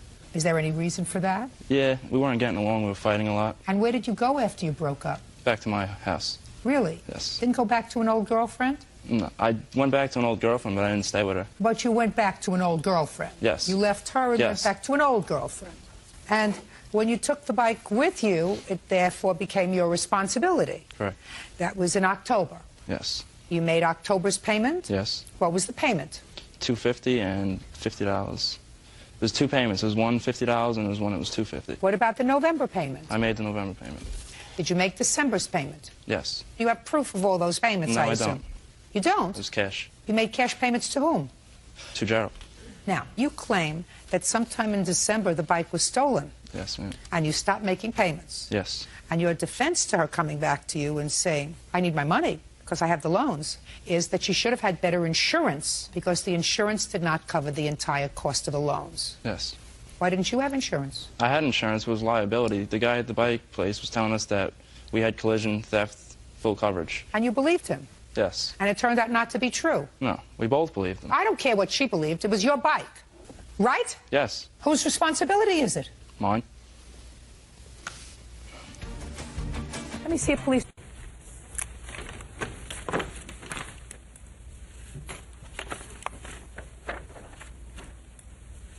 Did you put down any money on this motorcycle? No. Where was the bike stolen from? Blue Ridge Condominiums. Who lives there? My girlfriend. I thought you don't stay there. I thought you stay home. I didn't stay there. I was over there visiting. When was it stolen? At what time? Stolen around 4, in between 3 and 8 o'clock 3 and 8 o'clock in the what? in the afternoon And where did you park it? in the parking lot. Had you parked it there before? Yes, plenty of times. Well, so Mr. Dobbins, what do you think that Miss Myron should do about this now outstanding balance? Because the loans are in her name. I don't have the bike in my possession anymore. I feel that I shouldn't be financially responsible for it. And you think well, somebody's got to be financially responsible for it. I don't want that responsibility. Bird, he just got finished paying for college for one of his kids. He doesn't want that responsibility. So it would have to be between the two of you, right? Yes. You don't think my camera people should be responsible for that? No. So it would have to be between the two of you. Yes. What do you do for a living? Construction. How long have you been in construction? Since I was 14. So you've been supporting yourself for a long time. Yes. Is this the first vehicle that you've owned? No. Have you financed other vehicles? No. Well, here we have this rather offensive situation where 6 weeks before you went back to your old girlfriend, she obligated herself to pay $18,000 for a motorcycle for you with your promise that you were going to make the payments. Yes. You did promise you would make the payments, Yes, I didn't did. you? Well, you stopped making the payments. Because I no longer have the bike. You stopped making payments before the bike was stolen. I know that that's what you say. I don't even have to go into that. It's so much money that's owed. Well, but I come back to you, Mr. Dobbins. There are only two people that I have to decide on with regard to who is going to assume the responsibility of this outstanding debt, you or her. Now, you made a promise to pay for the bike. Yes, I did. You didn't say, I'll pay for the bike as long as I could ride it. Maybe you should have taken better care of it. Maybe you should have locked it up better. It was locked up. Maybe you should have been more cautious with it. She says you stopped making the payments on the bike when you left. So she says. I made the payments. Did she give you a receipt? No, no receipts. Always Well, cash. don't you think that after you went back to your old girlfriend that she knew about, that the two of you weren't happy with each other anymore? So wouldn't it have been the prudent thing to do, Mr. Dobbins, to say, listen, I'm giving you cash, but I want a receipt, or I'm not going to give you cash anymore, I'm going to write you a check. Right? Yeah, it would have been the right thing. Would have been the smart thing to do. Now, you're not stupid, are you? No. You sure? Yeah, I'm sure. So only a stupid person would have given somebody cash who was furious at them for going back to their old girlfriend after they just bought him an $18,000 bike, right? Yes. And you're not stupid, man. So then I have to believe that you didn't give her the cash, sir. So you didn't give her the cash before the bike got stolen. I did, but you don't believe that I did. I don't. Because you know why, Mr. Dunn? Because it doesn't make sense. It doesn't make sense that somebody who is a reasonably intelligent person who just went over with a 1-2 punch his girlfriend by going back to his old girlfriend would go over to her and hand her $250 plus $50, $300 in cash for 2 months and say, here, dear, here's the money. And excuse me, I have to go back now. You don't have to bother giving me your receipt. I trust you. Doesn't make sense. Well, I want. And if it doesn't make sense, it's not true. Why didn't you take out enough insurance on the bike in order to protect it from theft? Well, they told us it was covered fully. No. There was extra insurance taken out for $5,000. Why didn't you take the entire $18,000? I didn't know I could. Know that, sir. Would make sure that if you have a debt and the debt was in your name, that if something happened to a bike, you would be totally covered. Yeah, she should have looked at it too. It was under her name mostly. It was your bike. It was, but it was under You her had name. possession of the bike, right? Yeah, I had possession of If it. you took it to a bad neighborhood where cars and bikes got stolen frequently, she had no control over that. You did. You're not a dishonest man, are you? I'm dishonest at all. And you're not a stupid man. right? I don't think so. You do, though. And you're not Karnak, so you don't know what's in my mind. The fact that you guessed right is just a good guess. Judgment for the plaintiff in the amount of $5,000. Out. Parties are excused. You may step out. I'm not sure what's going on with him and his ex-girlfriend, and that's his life, not mine anymore. I'm no. Gutowski versus Gately Creason. Step forward. Mary Gutowski is suing Sherry Gately and Lynn Creason for damage to her car accidentally caused by their children. Sherry and Lynn claim Mary's car was parked illegally. All right. No. Don't. Why don't you sit down and you two stand up? Thank you, Bert. Ms. Gutowski, it is your claim that these two young people were sort of messing around. One of them fell into your car. I think it was the young man causing a dent. Yes, ma'am. You want their parents to be responsible because your car was damaged. They don't think their kids are responsible for denting your car, but we're going to find out. Aren't we? Yes, ma'am. Yes, ma'am. When was Ms. Gutowski's car dented? 19th. Of what? September. Look, you smart kids. September 19th, 2005, outside the school. Yes, ma'am. What school? Whitthorne Middle School. Are you friends? Yes, ma'am. How long have you been friends? Just the school year. What time was Mrs. Gutowski's car dented? School gets out about 2:45, so around 2:45. What's your first name? Bradley. Bradley. How did her car get dented? What was used to dent her car? We were playing around, and I was running backwards and tripped off the concrete pavement, and I was backwards, and I hit my head below the windshield. So it got dented with your head? Yes, ma'am. Mary Gutowski says 12-year-old Bradley Gately and 13-year-old Sarah Creason had her car while goofing around after school. Now, Bradley, what you said to me was very interesting at first. You said to me, Bradley, that you were playing around. No. Who were you playing around with? Sarah. How were you playing around? We were poking each other. Show me how you were doing that. Did she poke you a little harder at some point? Yes, ma'am. Is that how you tripped? No, I was running backwards. That's it. You were running backwards so that she couldn't poke you? Yes, ma'am. Oh, I got it. So you were sort of running away from her. Yes, ma'am. Now, your parents say that it's not your fault because Miss Gutowski's car was parked in a no parking zone. Yes, ma'am. That's your defense, among other things. First, that they weren't fooling around. Second, that the damage wasn't as extensive as she claims. But most importantly, that the reason that her car was dented is because she was in a no parking zone. Who came up with that defense? Raise your paw. The claim on the report... Stand up when you're talking. The claim on the report that the SRO, which is a school resource officer given, claimed vandalism. And in my knowledge, vandalism is an intentional destruction of whether private or public property. And Miss, what's your last name? Gately. Miss Gately, I want to know who came up with the defense that the reason her car got damaged was because she was parked in a no parking zone. The reason I felt that it wasn't their responsibility, the cars normally are not parked in that area, and the children, he was running backwards, and he didn't expect for a car to be there because there are not supposed to be cars there, so he wasn't being cautious. Listen to me. Do you know that if the car wasn't there, he could have gotten seriously injured? Because Well, he could have I'm speaking. busted Listen to me. behind. Listen to me. I'm speaking. Because instead of hitting a car, which broke his fall, he would have gone directly to the pavement. It's still illegal for her to be parked there, and I just... Your Honor, I have some pictures. I have pictures also. I'm not interested in pictures. Let us say you were jaywalking across the street, and somebody came up to you with a knife, put the knife in your gut, and said, "Give me your wallet." You gave him your pocketbook, but the police were there and they apprehended him. And his defense at trial was, you were jaywalking. It's not the same thing.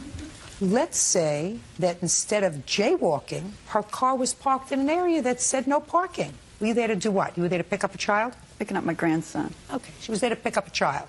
And let's say instead of falling backwards and hitting his head on her car because they were just playing around, they weren't doing anything maliciously. He was running away from her. He fell over her car and scratched her whole car with the buttons on his jacket. Your defense would be the same, that her car should not have been parked there. It was illegally parked, and but for the fact that it was illegally parked, her car would not have been damaged. Would that be your defense, Miss Gately? Well, doesn't that sound stupid to you? Yes, of course it does. And what parents are supposed to do is to teach their children to act responsibly. And I don't think that either Bradley or Sarah meant to do anything wrong. And I think both Bradley and Sarah were honest with me today.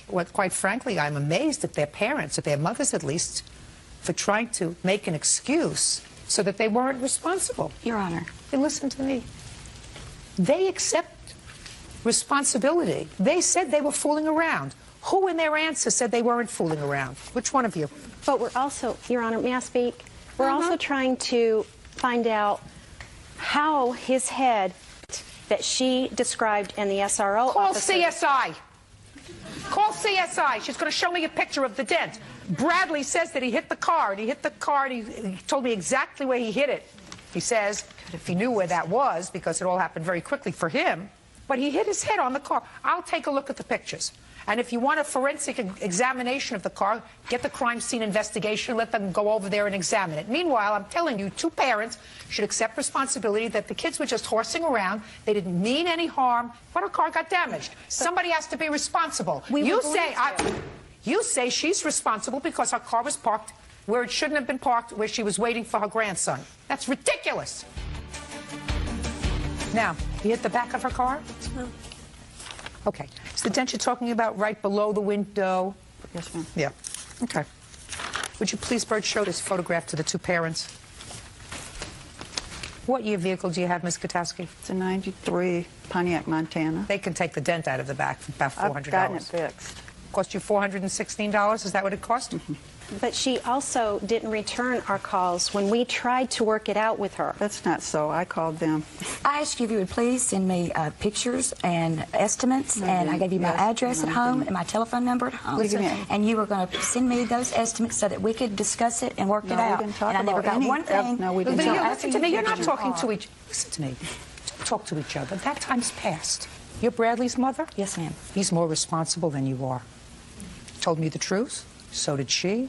And I get the sense, accepted responsibility for the fact that they were messing around. They didn't mean to cause any damage. They did cause damage. As between her and you, she's not responsible. You're responsible. And it seemed to me from one to the other, you tried to make a whole host of excuses as to why your children, and therefore you, were not responsible to fix her car. And that's the wrong message to send to your kids, to try to make excuses and try to find a way to avoid responsibility. I'm surprised at you. Shame on you. That was Judgment for the plaintiff in the amount of $416. House versus y'all. Thank you. You're welcome. Parties have been sworn in, Your Honor. You may be seated. Ladies, have a seat. Ms. Greathouse, when did you purchase this jet ski from him? I purchased it on June of 18th, 2005. And how did you find it? I was driving into town one day and... Which town? Into Goodlettsville. Where is that? The outskirts of Nashville, Tennessee. And passed his home. And the jet ski was sitting out front with a large sign on his fence. There was a phone number listed on the for sale sign. I called the number, and Mr. Yaw, of course, answered, and we had a brief conversation about it, at which time he said he was already at the lake that day if I wanted to take it out for a test run, hook it up to the car, bring it out to the lake, which I did. He told you to hook it up? Yes, ma'am. Is that right? Yes. I guess everybody in Goodlettsville. Yes, ma'am. They're pretty honest. You weren't worried about somebody stealing it. No, ma'am. I had a chain that was false locked on the fence. But you just told her to, come on, pick it up if you want to and take it out to the lake. Yes, Your Honor. Great. So you did that? Yes, ma'am, I did. And how did it work? Ran fine, ran great. Great. You negotiated a price with him? Yes, ma'am, I did. What was the price? $3,000. She paid you the $3,000? Yes, she did. And you took possession of the jet ski? Yes, ma'am. Did you register it? Not at that time. He told me it did not have to be registered at that particular time. He had already gotten tags for it, and they were current until about May of 2006. Don't you need insurance for these jet skis? I had liability insurance on it, actually, and was going to take it and have it registered to my name, but just How never can you went down have your road. liability insurance if you don't have your name on the title? I don't know, ma'am. I don't know either. That's very interesting. Bottom line is, came up that this jet ski was stolen, and you want your money back. Mr. Yao said that he bought it in good faith from somebody in a parking lot, and go find that person because he had no indication that it was stolen. So we'll get to that in a second. What I don't understand is how can you have a jet ski that's not registered in your name? I just called my insurance company. They added it on to my annual fee for the year. They never asked for a copy of the registration or anything with it, so... Then what happened, Ms. Greathouse? I took it in on October 21st of 2005 to have it winterized for the year. And on October 27th, I received a phone call from a Detective Billy, who at that time informed me that the jet ski was stolen. Do you have a police report? Yes, ma'am. I have the police report right here. When did you purchase the jet ski, Mr. Yao? It was the 9th of May, 2003. And how did you find it? I'm a contractor, and I'm at the Lowe's of Madison every morning getting materials, loading tools. A gentleman had approached me and said that he had a jet ski for sale, that his tools had been stolen at the Home Depot parking lot, that he had absolutely nothing. He needed to get tools and materials to go to work with, and he had his jet ski there and had it for sale. And I went and looked at it. We came across the price. What was the price? $3,500. Okay. I purchased the jet ski. He gave me wrote out a bill of sale, gave me a registration. You have a copy of that registration? I have a copy of the application. No, they took, when I went to the Tennessee Department of Wildlife Resource Management, it gives you your registration. I took the bill of sale and the registration, and they gave me a registration. Can I see it? That's the copy of the application for the registration. I gave the registration itself to Ms. Grayhouse upon purchase. Your Honor, at the time he had stated he purchased the jet ski brand new for $6,000. I also have the proof of how much I paid for it from the state of Tennessee. And also on this, it has a copy of the seller. Okay. His last name was Franco? I believe so, yes, ma'am. I'd like to see what else you have.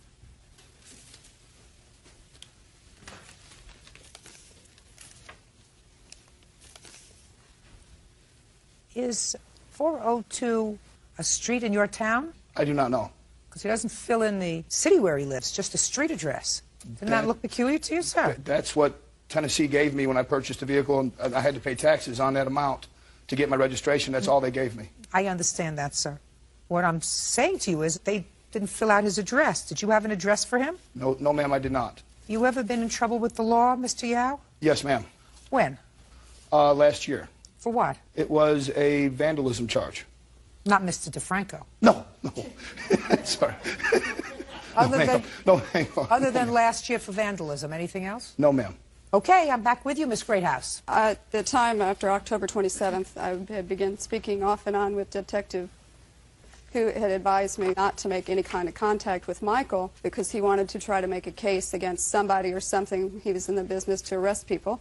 And if there was going to be any attempt to collect the money, he would do so at that time. So I have a copy of his case summary that he has signed. Let me see what you have, please. We both of us had to fax a written statement to him, and on the 9th of November, I have a copy of the statement that Michael had faxed to Detective with his statement in regards to this particular I'd like to event. see. And if you'll read the highlighted sections. I'm going to read everything. Okay.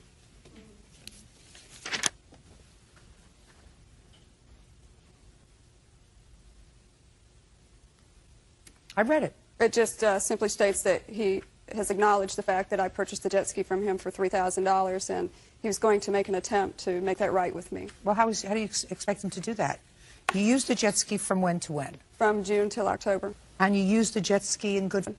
You think... He has a very reputable company in town. I had no reason to doubt anything that he had told me at that time. I have no reason to doubt anything that he had told you either. I think that he was taken just like you were. That's a possibility. Oh, there's no question about it.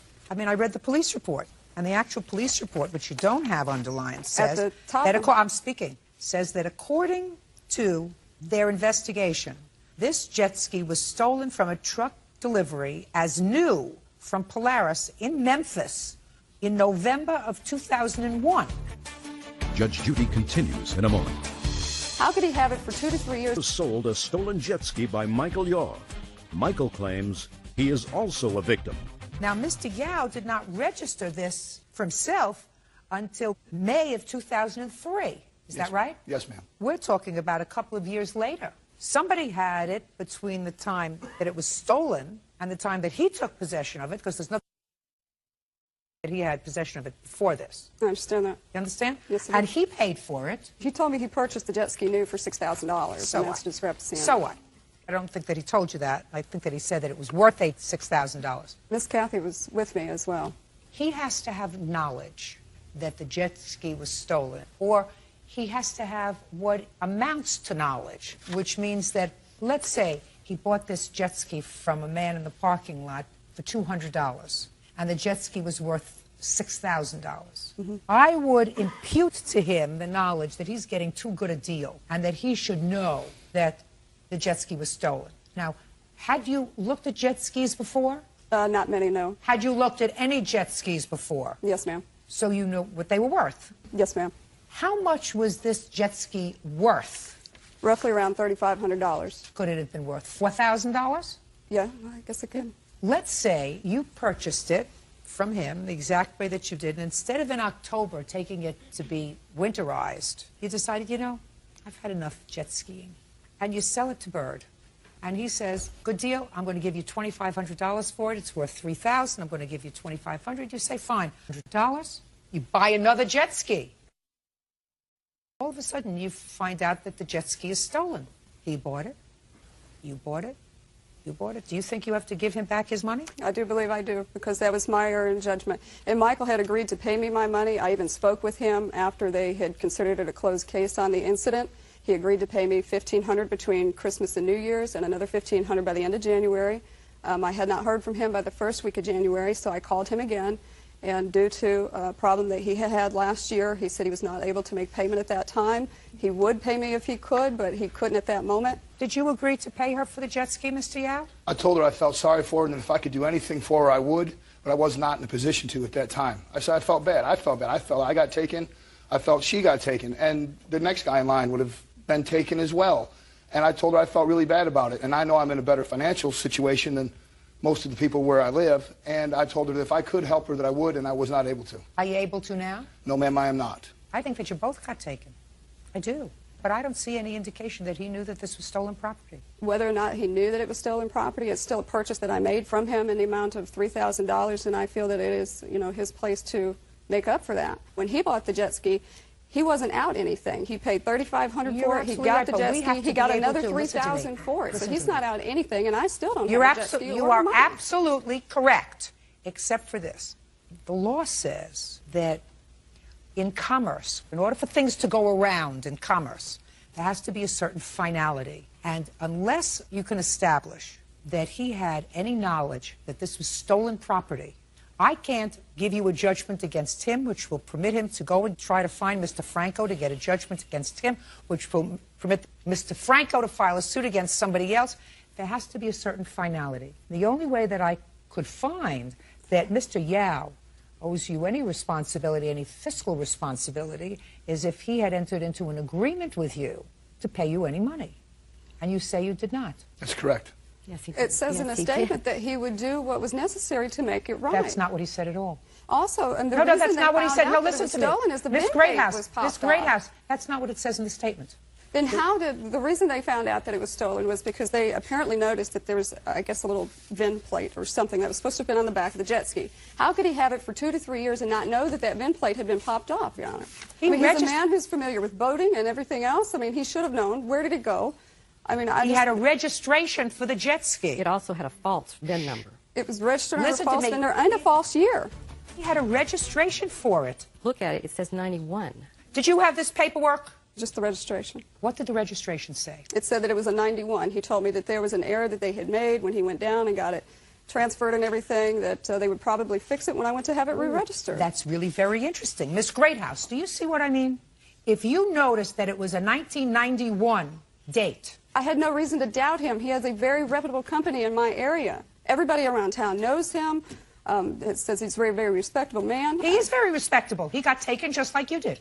He didn't know this vehicle was stolen. I think that he should. How could he not recognize that Miss the VIN plate Greathouse, was listen off? to me. You can argue with me from today until tomorrow. I think that if he wants to make good on at least part of your money, he should, because if he has a business and if he's in a more stable position to make good, he will. But I cannot give you a legal judgment because I do not believe that he had any knowledge that this was stolen property that he was purchased. Dismissed. All these are excused. You may. This is case number 499 on the calendar in the matter of Hydorn. It's been sworn in. You may be seated, folks. Have a seat. Thank you, Fred. You're welcome. Ms. Hydorn, it is your claim that Ms. Anderson filed some false charges against you, requiring you to seek the assistance of counsel. You want her held responsible for your counsel fees. Those charges were subsequently dismissed. Yes, Your Honor. Ms. Anderson says that you had a responsibility to act in a more professional manner, and she had every right to complain about your behavior. So I'm going to go to Ms. Anderson and ask her version of what happened on, what's the date? September 12th, 2005. What caused you to report Ms. Hydorn's behavior to the police, starting with how you know each other and where this happened? I first was on the board, a village board, in 1998. Mrs. Hydorn is a deputy treasurer. What village? Of Celeron. Where's that? New York. Go ahead. On the evening in question, I went to the board meeting. Were you still on the board? No, I left in September of '03. Okay, so you went to a town meeting. And I had my grandson with me, who was 11 years old, and I was sitting on the end in a chair. He was sitting on my lap because it was full. And I never said a word. I hadn't spoken to Mrs. Hydorn since I left the village hall. Is there any reason why you hadn't spoken to her? It was a lot of animosity against me. They were saying things about me that... What kind of things? Oh, just that I didn't do my job when I was there, and... So you stopped talking, or she stopped talking to you, or you stopped talking to her? Correct. Now, you're sitting in the audience? Yes. How large a gathering place is this? A capacity of probably no more than 50 people. And how many were there that night? It was a lot. Was there any reason why they were a lot? Was it a contentious meeting? It's been very contentious, mainly due to a memorial that the gentleman in the village is trying to erect for his son. Well, explain that to me. I'm interested. Well, he wanted to put a memorial in the park for his son who was killed in Fallujah. He had spoken with the board members, and they kind of got an agreement together what they were going to do. Well, then it came to a point where they didn't want to put it where he wanted it then. They wanted it where they wanted it. They didn't want the creed that was on it because they thought it was offensive. They left it off. But that still wasn't good enough for the mayor. He wanted things his way. And on whose side were you? Oh, I'm on Mr. side, the father. And the board was on the mayor's side? Correct. And Ms. Hydorn is on the board, so she's on the mayor's side? Definitely. Yes, ma'am. Now I got it. Okay. So now continue. Well, we were sitting there, and like I say, I hadn't spoken to Mrs. Hydorn. Was kind of It's case number 499 on the calendar in the matter of Hydorn. It's been sworn in. You may be seated, folks. Have a Thank seat. you, Bert. You're welcome. Ms. Hydorn, it is your claim that Ms. Anderson filed some false charges against you, requiring you to seek the assistance of counsel. You want her held responsible for your counsel fees. Those charges were subsequently dismissed. Yes, Your Honor. Ms. Anderson says that you had a responsibility to act in a more professional manner, and she had every right to complain about your behavior. So I'm going to go to Ms. Anderson and ask her version of what happened on, what's the date? September 12th, 2005. What caused you to report Ms. Hydorn's behavior to the police, starting with how you know each other and where this happened? I first was on the board, a village board, in 1998. Mrs. Hydorn is a deputy treasurer. What village? Of Celeron. Where is that? New York. Go ahead. On the evening in question, I went to the board meeting. Were you still on the board? No, I left in September of '03. Okay, so you went to a town meeting. And I had my grandson with me, who was 11 years old, and I was sitting on the end in a chair. He was sitting on my lap because it was full. And I never said a word. I hadn't spoken to Mrs. Hydorn since I left the village hall. Is there any reason why you hadn't spoken to her? It was a lot of animosity against me. They were saying things about me that... What kind of things? Oh, just that I didn't do my job when I was there, and... So you stopped talking, or she stopped talking to you, or you stopped talking to her? Correct. Now, you're sitting in the audience? Yes. How large a gathering place is this? A capacity of probably no more than 50 people. And how many were there that night? It was a lot. Was there any reason why they were a lot? Was it a contentious meeting? It's been very contentious, mainly due to a memorial that the gentleman in the village is trying to erect for his son. Well, explain that to me. I'm interested. Well, he wanted to put a memorial in the park for his son who was killed in Fallujah. He had spoken with the board members, and they kind of got an agreement together what they were going to do. Well, then it came to a point where they didn't want to put it where he wanted it then. They wanted it where they wanted it. They didn't want the creed that was on it because they thought it was offensive. They left it off. But that still wasn't good enough for the mayor. He wanted things his way. And on whose side were you? Oh, I'm on Mr. side, the father. And the board was on the mayor's side? Correct. And Ms. Hydorn is on the board, so she's on the mayor's side? Definitely. Yes, ma'am. Now I got it. Okay. So now continue. Well, we were sitting there, and like I say, I hadn't spoken to Mrs. Hydorn. I did not speak to her that evening. I was on the end. My Mrs. Piazza, my witness, was on next to me, to my left, and Mrs. Hydorn was sitting next to her. And probably 10 feet from where I was sitting is the board where the village attorney, Mr. Lasker, was sitting. Everybody was just standing up and shouting, and the mayor had no control over anything in the meeting. And Mrs. Piazza stood up and was saying things. And just a second. Mrs. Piazza, stand up, please. What were you saying? You stood up and you were shouting out. I was addressing the board, and I was asking them why They promised village taxpaying residents always to give them answers on things and never got back to us on anything. Then as I sat down, Mrs. Hydorn kicked back her chair, stood up, swung over my head like this, pointed at Nedra, and said, "And you're going down." I swung at her and I said, "And you're nothing but a hypocrite." When you say you swung at her. I pointed my finger at her. And then what happened? And then Nedra and I both got up to leave to talk to the police. And Miss Hydorn, when we told them what had happened, said, "I did not." Can I see what you wrote? Who are you? Ken Lasker, the village attorney for the village. All right, now I know. You may be seated, sir. I cannot honestly believe that the county of Chautauqua actually filed this case against you. This was actually the third false arrest they had made. Against you? No, the two other ones were against the ex-mayor. Miss Hydorn, did you say anything to Miss Anderson that day? No, I did not. You had had no contact with her, according to her. And there was no interaction between the two of you at this meeting? Not at all. Not until that point. Well, that doesn't make sense, quite frankly. It doesn't make sense. I mean, if you had been shouting at each other back and forth, you know, and in a peak, she said, "You're going down." Big deal. That I could understand. But there was nothing. Why in the world would she say that to you? I really don't know why she said it. I guess she would have to answer that. Well, maybe she said it to somebody else. Maybe she said it to her. No, she pointed her finger at me. Where were you sitting, sir? Okay. Please. Your Honor, we have a... I was sitting, just to answer your question, I was right when you walk in the room, I was to the left, and I was facing out into the audience. Could you tell me what you observed? I was in my chair. It was a very contentious meeting. I don't recall that the issue of the memorial was even on the table that night or even came up that night. We do have the board minutes, and there's an attendance sheet of people that signed in. I'd like to take a look. I'd like to have it. And I don't believe that issue, I don't think you was not at that meeting. Right, yeah. And that issue, I'm not sure that issue was ever discussed. It may not have been discussed at that meeting, but there may have been an undercurrent, which... There are a lot of undercurrents in that village. There are a lot of people who have much too much time on their hands there. I agree with that very much. A lot of people that if they were... It's a small village, and there's a lot of controversy. And I've been the attorney there for 18 years. I'm aware of all of it. So, Counselor? Yes. It's always been my experience that if people have to shove coal into a stove in order to keep warm in the wintertime and bring in ice to stay cool in the summertime, they have a lot less time to worry about what's going on in somebody else's backyard or in somebody else's memorial park. I'm not disagreeing with that statement at all. Okay. There had been other issues and other undercurrents, which I don't have to get into now unless you want me to. No, I don't want to. Please, I do, fortunately for me, shovel coal into my oven. Judge Judy continues in a moment.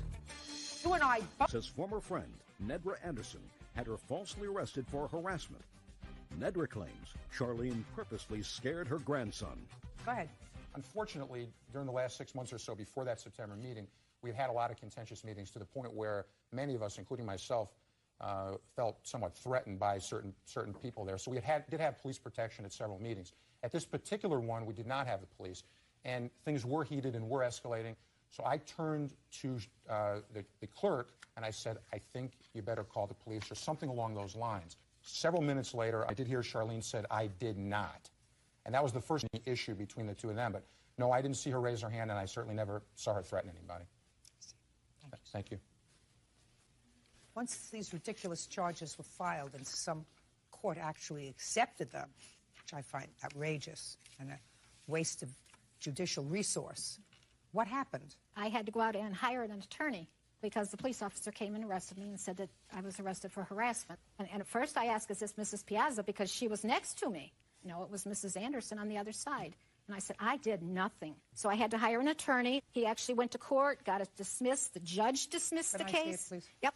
And the district attorney just kind of laughed a little bit at first, and then they just dismissed us automatically. But I had to be charged $250. That's what for lawyers something do. that I didn't do, yes. Miss Anderson, how many times have you complained to the police about someone's conduct? Most every board meeting when they come because something is going on. That's outrageous. I mean, I wouldn't want to live in this town. Our taxpayer dollar pays for Mr. Lasker to defend our village and the village employees. We also have 2 other attorneys in the village. My thing is, if Mr. Lasker can come 3,000 miles here to be here today, why couldn't he have gone 2 miles or 4 miles to defend her in court for nothing? I want to tell you something. That's an outrageous statement. Outrageous.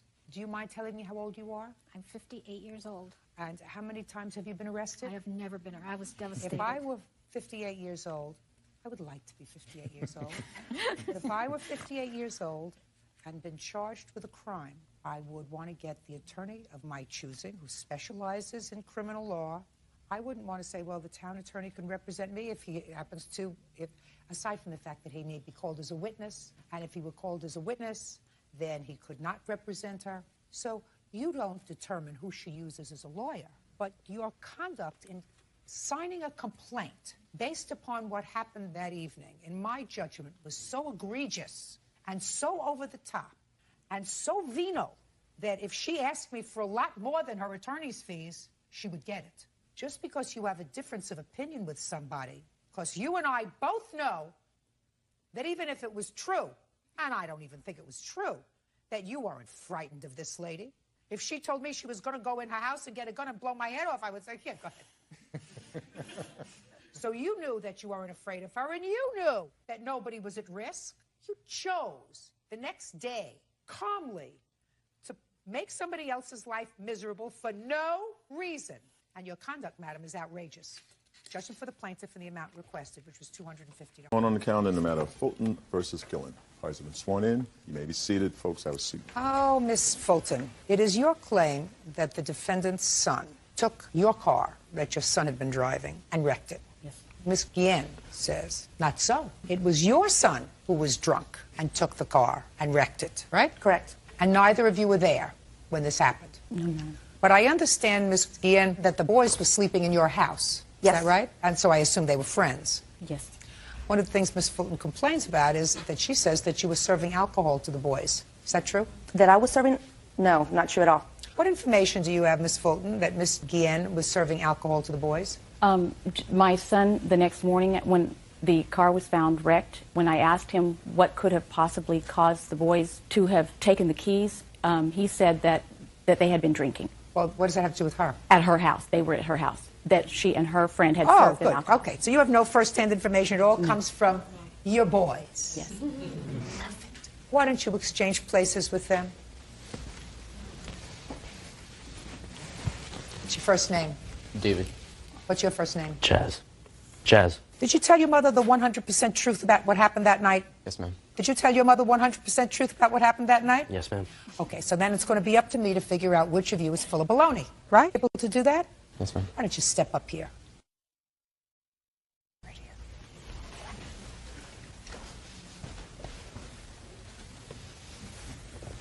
I'm going to make a suggestion.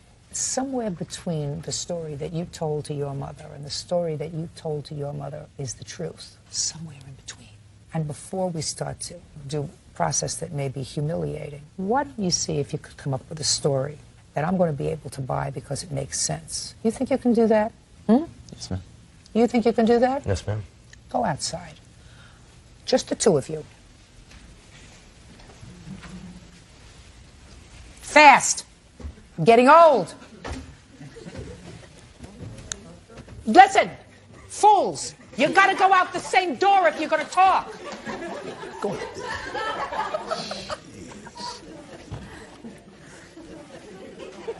You let him use the car. What do you think? The result of this? Yeah. Would you like to try to facilitate it? Sure. Why don't you go there and see if you could facilitate it? Spare us all, please. No problem. Thank you.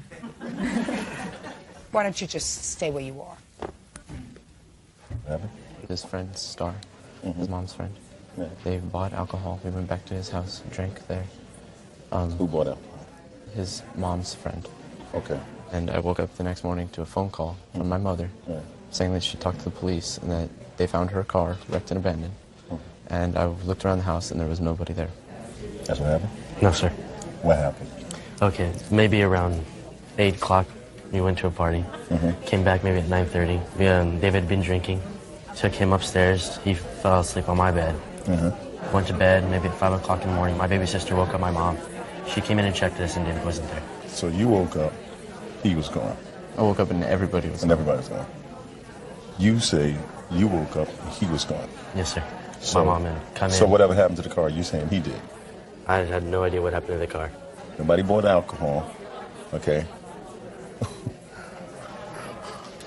Okay. That's what they're going with. Come on.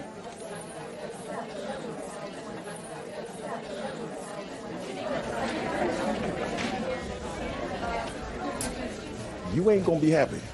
No luck. No luck. But they get what they deserve. So. Okay, good. All right, David. Your mother let you take the car. Where did you go? I went over to Chaz's house. What time? We got there around 9. Who's we? Chaz and I. So the two of you were together? Yes. He had come to your house? Earlier, yes. How did he get there? I gave him a ride. From where? We had spent the night at his house the night before. Was this a weekend? Yes. So you went there on a Friday night? Yes. And you were going to spend the entire weekend? Yes. What kind of car did your mother let you drive? It was a 2005 Hyundai Accent. So you spent Friday night at Chaz's house. Who else was there? Just Chaz and I. Then you went back to your house to get fresh underwear, and you were going back to his house? Yes. Did either of you stop to get alcohol on your way home? Not on the way home. Very good, David. Very good, David. When did you stop to get alcohol? At 10:30, we went with his mother's friend to the Circle K down the road. I want you to keep your voice up. Yes, ma'am. At 10:30, you went where? To the convenience store down the street. Bought alcohol. What kind of alcohol did you buy? It was Budweiser, just beer. With Miss Guillen's boyfriend? Who did you go with? With her friend, right there. Who are you? Starlet. You went to the convenience store to get some beer? No. He didn't lie about that. No, Yeah, no. he did. He didn't lie about that. Did you take her in your car? No. Who drove? She did. What did you go with her for? She went just to get beer. For who? For everybody. Who's everybody? Chaz, me, her mom, and herself. So there were just 4 of you at the house. And Chaz's little siblings, but they weren't drinking. But you were? Yes. Yes. Had you been drinking earlier in the evening? No, ma'am. Is that right? No, ma'am. When did he get to your house? We went to a party at around 8 o'clock. Party at whose house? Right down the street. A party at whose house? My friend Juan. What's his phone number? I do not know it. You live there with his family? Yes, ma'am. They have the same family name? Yes, ma'am. Good. And what time did you get to this party? Around 8:15. Who did you go with? Me and David. Was David drinking there? Yes, ma'am. Now, David, this is going to be a very easy thing for me to find out. All I have to do is pick up the telephone. Were you at a party earlier that evening? No, ma'am. No. Okay. Give me the address. I don't know his address. Street. I'm not sure on his street. I know what street it's off of, but I don't know his exact street address. Judge Judy continues in a moment. There was a couple... 16-year-old Chaz Huron took his mother's car without permission and crashed it into a wall. Chaz claims it was David who was driving. All right. According to you, then, this house I thought was right down the block from you. What you told me? Right, well, a couple streets down. You went to a party there at 8:15. Yes, ma'am. And you were drinking? I wasn't drinking. Who was drinking? David. And what happened? We had left around 9:30. I drove back to my house. You drove back whose car? His car. Go ahead. And we just came in. Juan and his friends followed us back to my house. And Juan had offered some help to help David up the stairs. We took him upstairs into my room. And Juan was going to stay the night at my house. And then around 1:30... Just a second. Did you ask Juan to come to court with you today? No, ma'am. Why not? What'd you bring her for? Because she was there. She was there. Was she house? No. No, at my house. And there were 3 other witnesses. How do you know this lady? She's a really good friend of my mom, and I've known her for a while. But she wasn't at the party where David allegedly was drinking. No, ma'am. How many other people were at the party where David was allegedly drinking? I don't know. Maybe about 15, 20. Do you know any of their names? No, there were a bunch of people I don't hang out with.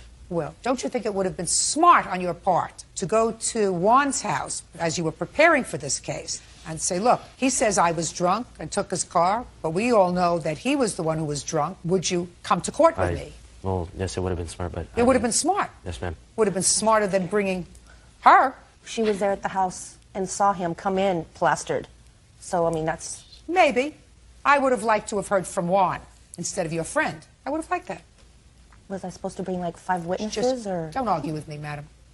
Now, this Juan who did not come to court with you today, your friend, yes, ma'am, whose telephone number you don't know and whose address you don't have, help bring David upstairs and put him to bed. Yes, ma'am. Okay, and then what happened? Around 1:30, I had asked David for his car keys. He gave me his car keys. I drove... Why did you take David's car keys? Because his car was right behind my mom's Suburban. Well, why didn't you just move his car? Well, it was a lot faster because he had to get home. Who had to get home? Juan. Well, but Chaz, you had no right to take his car. You knew he was drunk, which rendered him incapable of giving you permission to take his car. And if you wanted to move it in order to take your mother's car, you could ask your mother for permission, right? Take yes, her ma'am. car. So what did you do? You drove Juan home. Yes, around 1:30. Came back. Just a minute. So you're at Juan's house earlier, and you drove him home. Yes, ma'am. But you don't remember where he lives. Yes, I do remember where he lives, but I just don't remember the street name. I would try really hard to remember. I would try really hard to remember. Okay, and then you drove him home, and then what did you do? Came back home, maybe 15 minutes later, peeked my head through my mom's door, told her I was going to sleep, and I'd gone to sleep. Well, so if you peeked your head through your mom's door, you could have peeked your head through your mom's door before and say, Mom, I'm taking your car to drive Juan home. No, because before I had left, Star was at the house, and after I had left, she had left about 5 minutes later. So she went to bed, and I walked upstairs and told my mom that I was going to sleep. I'm talking about instead of taking his car without permission, you took your mother's car. She wasn't clearly asleep. He did have permission. He did not have permission. You cannot get permission from somebody who's drunk. And then you went to sleep. Yes, ma'am. You went to sleep and the car came back in one piece, according to you. Yes, ma'am. Go ahead, David. Let's hear your version. I went over to Chaz's house, and I ran back to my house with Chaz at 9:30 to get a CD from my house. And we went to Chaz's house after that. There was a couple beers in the refrigerator. And then at 10:30... Just a second. There were a couple of beers in the refrigerator. Were they dancing? Were they singing? What were they doing? We all proceeded to drink them. Not all. I'm just interested in you. Okay. Well, I had one. And then at 10:30, we went to the convenience store, and his friend Star bought more beer. And then everybody, including Chaz and his parents and Star, we were all drinking in his kitchen. And then? And then at 12:30, I went up to his room under my own power and lay down on his bed and went to sleep. And then the next morning, I woke up at 7 from a phone call from my mother saying that they found her car wrecked and abandoned on a street about 2 miles from the house. Your mother called you at Chaz's house. She called my cell phone. And you were at Chaz's house? Yes, I was. Were you sleeping by yourself in the room or in Chaz's room? I was myself. When I woke up, there was nobody in the entire house. Where were you? I was at my house. Where? In my room. Where was he sleeping? He was in the closet, and he could have taken off around 2 o'clock or 5. Just a second. In the morning? In the morning. Where was he when you woke up? He was not there. And what time did you wake up? My mom had came in to check on us, and she woke us up around 5 or 5:30. In the morning? Yes, ma'am. Why did she wake you up at 5:30 in the morning? My baby sister had woken her up. Well, why did she wake you up at 5:30 in the morning? She just came to check on us. My baby sister had woken my mom up. She came inside to check on us, and she woke me up asking where David was. I don't buy that at all.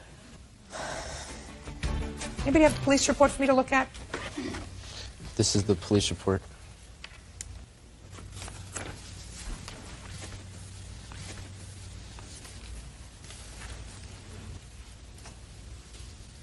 Ms. Fulton, are you familiar with where the car was found abandoned? Yes, Your Honor. The car hit a wall and it was pretty much totaled. Yes. Are you familiar with that area? Yes, I am. Where is that area in relation to Miss Gien's house? It's about 2 miles from my house, and it's about 4 miles from her house. I mean, is it going in any direction? He hit the wall headed back toward our houses from wherever he was coming from. Yeah, from whichever direction he was coming from. Do you have any other investigative reports that were done? The only other thing that I have is an accident supplement. I'd like to see it.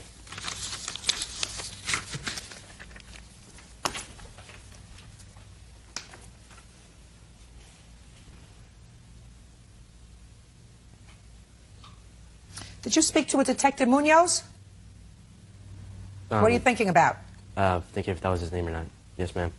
Detective Munoz is a police officer. Is that correct? Yes, ma'am. You wouldn't lie to a police officer, would you? Hmm? Yes, ma'am. You would lie to a police officer? Why would you lie to a police officer, Chaz? Just, I don't know. I always had a knack for just not, I don't like my friends in trouble, so I don't know. You told Detective Munoz that you were driving the car at the time of the collision. Yes, ma'am.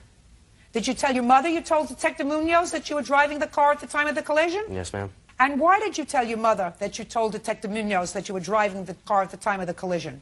Because that's what I told him. Why would you tell him that? To keep my friends out of trouble. So, did you want Detective Munoz to believe you when you told him you were driving the car? I suppose so. Hmm? So you wanted him to believe the story, even though it was a lie? Yes, ma'am. Did you tell it to Detective Munoz with the same expressions that you're telling me, same facial expressions, same candor? No, ma'am. You told him to him differently? Yes, ma'am. I want you to tell me then how you told Detective Munoz differently that you were driving the car? Tell me. I'll play Detective Munoz. Chaz, who was driving the car at the time of this collision? I was How come you were driving the car? taking my friends home. I believe you. So should your mother. Now, Ms. Fulton, what you are asking for in your lawsuit is unreasonable, madam. What you are asking for in your lawsuit is not the damages to your car or your deductible, but you want the family, the defendant's family, to pay for a comparable car for you. How much did you get from the insurance company for your car? I received $12,647.06. I will. They have, I mean, that's the amount they are paying. I have a printout. And what was the deductible? $500. Was this his car or the family car? It was my car. It was, I had just purchased it a few months earlier. It had less than 8,000 miles on it. How much did you pay for it? Originally, I had paid a total of $13,631.52. Plus, I had also added I had to tint the windows, and I added an alarm to the other car. Give me the figure again that you paid for the car. $13,631. $631. Yes. And you're getting from the insurance company $12,647. $985 is the difference, plus you have a $500 deductible. So, but the difference is $985 between what you purchased the car for and what you're getting from the insurance company. Is that right? Yes. Okay. Judgment for the plaintiff for the amount of $985. That's all. Thank you. Party Judge Judy, you may step out. We were in the kitchen talking, and we heard stumbling and laughing when the door opened. Went to Out of Mira versus Robles. Step forward. Michael Mara is suing his former friend, 28-year-old Tanya Robles, for a loan to secure an apartment. Tanya claims Michael didn't live up to his end of the agreement. Mr. Mara, according to what I read in the complaint, you and the defendant had been friends for a long time, and she came to you about 2 years ago, a year and a half ago, told you she needed some money. You were reluctant to give her the money, which you'll explain to me. Ultimately, you did, with the understanding that she would pay you back at a rate of $65 a week. I think the original loan was how much, sir?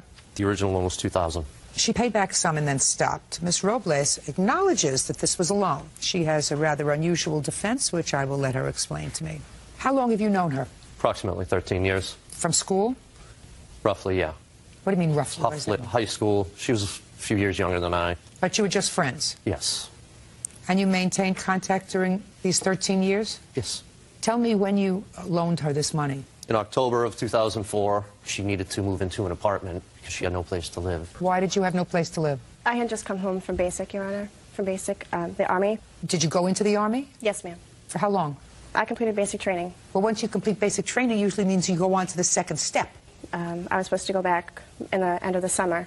Ms. Robles, what? I was discharged, Your Honor, for a medical. I have an...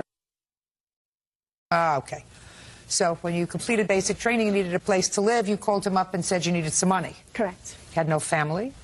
I was staying with my mother. Well, if you were staying with your mother, why couldn't you get a job so you didn't have to borrow money? I had just started a job, and I wanted to get on my own 2 feet. I have 2 children. Where were the children when you were in the Army? They were with their father. You can't be a single mom in the military. Where are your children now? They are with their dad. All right, Mr. Morris, so she came to you in October. She wanted first, last, and security, and you said? She wanted me to co-sign a loan for her. I wasn't thrilled about it. I know that she's irresponsible. But eventually I did. Unfortunately, when I got to the bank with her, the bank people told me that her credit was so bad that they didn't even want her name on the loan. Got the papers? Yes, I do. I'd like to see them, please.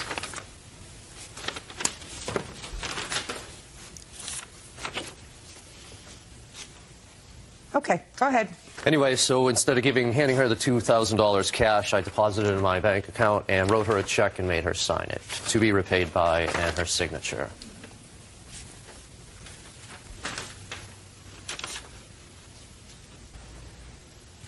Well, Mr. Morrow, this is interesting. You gave her a check for $2,000, but you had to pay back $2,300. If she had paid me every month for the 3 years, the interest would have ended up being $2,300. So do you have a piece of paper that the two of you agreed on, that she would pay you the $65 a month for 3 years? It was a verbal agreement.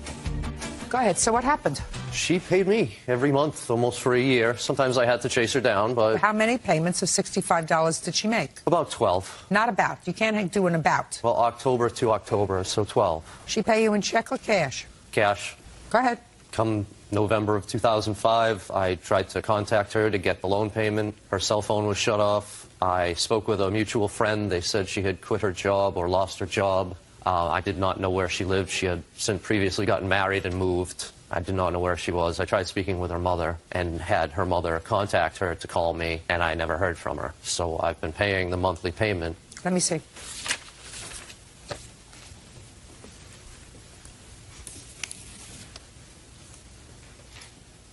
All right, well, she owes you $1,520, according to you. Mm-hmm. Okay, we acknowledge the fact that you took the money. Correct. Acknowledge the fact that you had an agreement to pay him $65 a month for 3 years. Correct. Now I'll hear your defense. I'll go back a little bit. Back in February of 2005, Mr. Mara has a drug problem. We had a conversation about it that he would not continue doing the drugs. Where were you when you had this conversation with him? We were at my house. Okay. February, That's a lie. just a second. February 2005. Correct. You were still making the payments on the loan. Yes. He agreed that he was so sure that he would stay clean. Just tell me what he said. If he were to stay clean, I will continue making payments on the loan. If I were to find out he was unclean, I do not owe him anything on the loan. And that's what he said to you? Correct. It's ridiculous. That's your defense? Correct. Well, so far, let's hear the rest. I continued making the payments until October. When I went to make him his last payment of $65, I went to his house. I had my 2 kids with me. He is also the godfather of my 2 children. He did not say one word to them, didn't say hello. He was kind of jumpy. He had a friend with him who I assume is doing the same thing. Don't tell me what you assume. He had a friend with him. Yes. Go ahead. He just seemed on edge. I handed him the money. It was cash. I left. I refused to give him any more money until he can prove to me that he is clean. Are you serious with me? Are you serious with me? Yes, ma'am. Did you have that conversation with her, Mr. Mara? No, I did not. And I was agitated that day when she showed up at my house because she was already late by 2 weeks dropping off the payment. Well, let me tell you. I don't know whether she has a drug problem or not. But certainly she has a euphoria about life. You set your own standards. You owe him this money. If you think that he's doing something that you don't approve of, you don't have to be his friend anymore, but you got to pay him back his money. I understand that, Your Honor. Right. I understand that. What do you mean you understand that? If the money is not the problem. Just a second. Let me ask you a couple of questions. Sure. In October, you say you went there with your 2 children. Correct. Your 2 children were living with you or visiting with you? They were visiting with me. And where were you working in October of 2005? I was not working at the time. How old were you? 28. 28, you have 2 children, you're not working. Mm-hmm. Who are you living with? My husband. My husband has a very good paying job. Again, Your Honor, money is not the problem. Well, money is the problem, madam, because you owe him the money. But just because your husband has a good paying job, you have 2 children. How much child support do you send your former husband? How much child support do you send your former husband? $100 a week. I don't believe you. And if your ex-husband was here, he would tell me the same thing, because I can tell that you just lied to me. If you have a current husband that makes a lot of money and you don't have custody of your children because you were somehow rendered an inappropriate parent, the least you can do is have a job and send money every week to help support them and pay your debts. I mean, clearly, from what you tell me, your history is such that you had 2 children, you went into basic training, you left children with the husband. You flunked out of basic training because you didn't go into the Army. So clearly, you've had a troubled life. I did graduate. So where are you? What? I did graduate basic, Your Honor. It was a medical discharge. Let me explain something to you, madam. Okay. I believe very little of what you tell me. The only thing that I do believe is that you have done things in your 28 years, that some things that you are not proud of, and acted irresponsibly. Would that be a fair statement? Certainly, you didn't have enough credit to get your own loan, right? Correct. Well, that would lead me to believe that you did certain things in your life that you weren't proud of. Correct, Your Honor. You had 2 children that weren't in your custody. That would suggest to me that as a mother, you did other things that you weren't proud of. Your Honor, so where are you true. judgmentally to say he was a little bit quirky, a little bit off, he didn't greet my children, he has to prove to me that he wasn't using drugs? Get it together and start looking in your own backyard before you start judging other people. Judgment for the plaintiff for the amount of $1,520. 10-year-old Chloe McJilton is suing her former friend, 18-year-old Sasha Glenn, for 1 month's rent and for the cost of a plane ticket to Las Vegas. Miss McJilton, you and Miss Glenn had been friends, and on the 29th of August of last year, Hurricane Katrina destroyed, I think, both of your family homes. Yes. Either you contacted Miss Glenn or she contacted you. You were living with a boyfriend? Or... Yes. And you invited her to come and live with you, with the understanding that she would contribute to the rent once she got herself settled. Correct. It is your claim that she owes you some rent and that you took a plane to go from one state to another in order to get some hurricane disaster relief, and you put the airplane ticket on your credit card for both of you, and you want her to repay you for that. Ms. Glenn says there was never an agreement to reimburse you for the plane ticket, and that while she was living with you, she did, in fact, pay rent. After Katrina, where did you go to live? I was in Hammond. Hammond, which is like an hour away from Louisiana. And where were you living? We were traveling from house to house. I didn't have a stable home after the hurricane. How did you get in touch with each other after the hurricane? She called me. Is that right? Yeah. What did you say to her when you called? I was calling her, and I was telling her that we were traveling, and she was like, well, if you come here, you can go to school, and you can come out here and stay until you get yourself together. And you went there? Yeah, I went. Did you discuss helping them with the rent? No, when I first talked to Chloe, it wasn't discussed.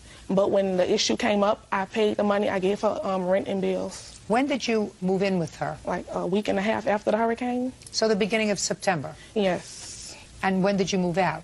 November, like in the beginning of November. So what we're really talking about, Ms. McJilton, if you're going to be reasonable, is the month of October rent. She paid that. Well, you didn't expect her to pay for September's rent, did you? The agreement was that she would pay 1/3 of the bills. And she didn't pay September. I knew that she probably wouldn't be able to pay then because well, that's what I'm thinking. That, Ms. but McJilton, she agreed. Shh. That's what I'm thinking. Okay.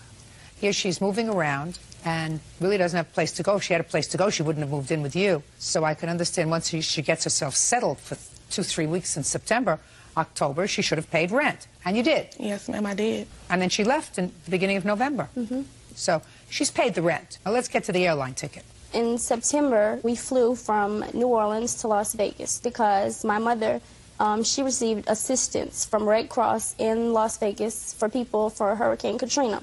She couldn't receive assistance for me, so they said if I came out there, they would assist me. She said that she wanted to go also, so I paid for her to go along with me, knowing that she would repay me because that's what she said.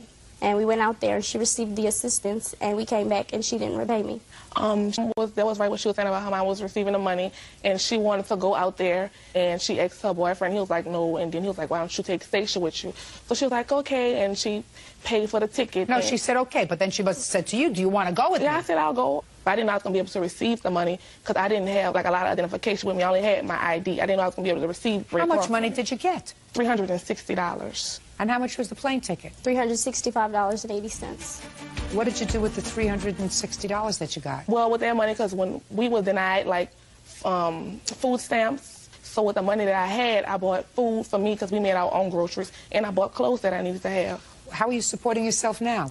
I'm receiving unemployment because I lost my job because of the hurricane. Well, you have to pay Miss McJilton for the plane ticket. She doesn't have a lot of money. I don't have any money either. Well, you're getting unemployment insurance. Why didn't you send her $10 a week? She wasn't calling me and asking me about the money. The money came up when I was moving. The money came up when I was moving out, and she placed a note, a sticky note on the computer that said "owed to me." Didn't have any name on it. Listen to me carefully. You were both hard-pressed as a result of this hurricane. It's now substantial amount of time after the hurricane. You're now back in school. Is that right? Yes, I saw school. Okay, that's wonderful. And where are you living? I'm living in Houston now. You have an apartment? No, I live with family members. Good.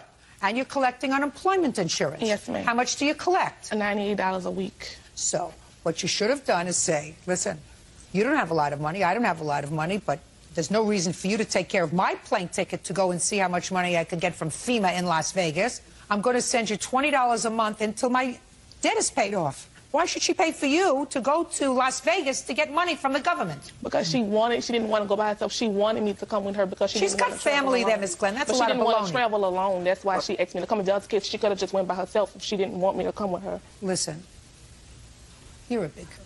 And if you went with her and didn't sign up for FEMA aid, I would say, okay, well, you just went with her for company. But you went with her, you signed up for money, you didn't know how much money you were going to get when you went down there. You thought maybe you were going to get a whole bunch of money. Unfortunately, you didn't get that much. I understand that, judging for the plaintiff for the amount of $365.80. It's case number 444 on the calendar in the matter of Loretta versus Knox. Thank you. You're welcome. Parties have been sworn in. You may be seated. Folks, have a seat, please. Ms. Loera, Mr. Knox was your boyfriend, and some 2.5 years ago, you claim you made a loan to him in the amount of $7,000 towards the purchase of a car. You want that money back. Mr. Knox says there was never a loan. It was a gift. You wanted him to move closer to where you were living. He says, however, that you got angry at some point and damaged the car, and he's counterclaiming for $2,000. Yes, ma'am. What kind of car did you buy? 99 Dodge Intrepid. And you bought that in 2003. Yes, October 27th. Where were you living at the time? Illinois. And where were you living? Mankato, Minnesota. You wanted him to come live closer to you? He wanted to move to Minnesota to attend the university there. Had nothing to do with you? Some of it had to do with me. All right. Were you working at the time? Yes. Was he working at the time? Yes. Was he coming to University of Minnesota to be a full-time student? No. Part-time student? Yes. Half-time student. Half-time is part-time. Okay. Don't get smart with me, Mr. Knox. She may have thought you were cute. I don't. Okay. I've got food in my refrigerator older than you are. I do not think you're adorable. Ooh. Do you understand? Yes, ma'am. You think you're a hotshot? You're really a baby. How old are you? 24. You're a baby. The jacket I wore to work today is 24 years old. Why didn't you get a car you could afford rather than taking money from her? Well, I had a 95 Intrepid. I wanted a newer car, and I didn't want to bring anything with me to Minnesota. I wanted to leave everything in Illinois and start over fresh. Could you afford to do that? Could I afford to do it? Yes. That's my question. Well, then why did you take her money? She offered it. She wanted to just give it, so it was a, it was a gift. That's not my question to you. My question is not whether she was acting stupid and was letting her heart run her checking account. My question is, why would a man who thinks he's a man want to take money from a woman when he could just as easily have taken care of himself? Not what she was thinking. What were you thinking? What was I thinking? Why turn down a free car? Like sort of on a game show, is that right? I guess. What kind of work were you doing? I'm a software designer. Where did you get this $7,000 from? Credit cards. When did you and the defendant break up? In July. Between October 2003 and July of 2005, how much money did he pay you back towards this loan? About $900. $800 or $900. What do you mean, $800 or $900? $700. Show me what you're looking at.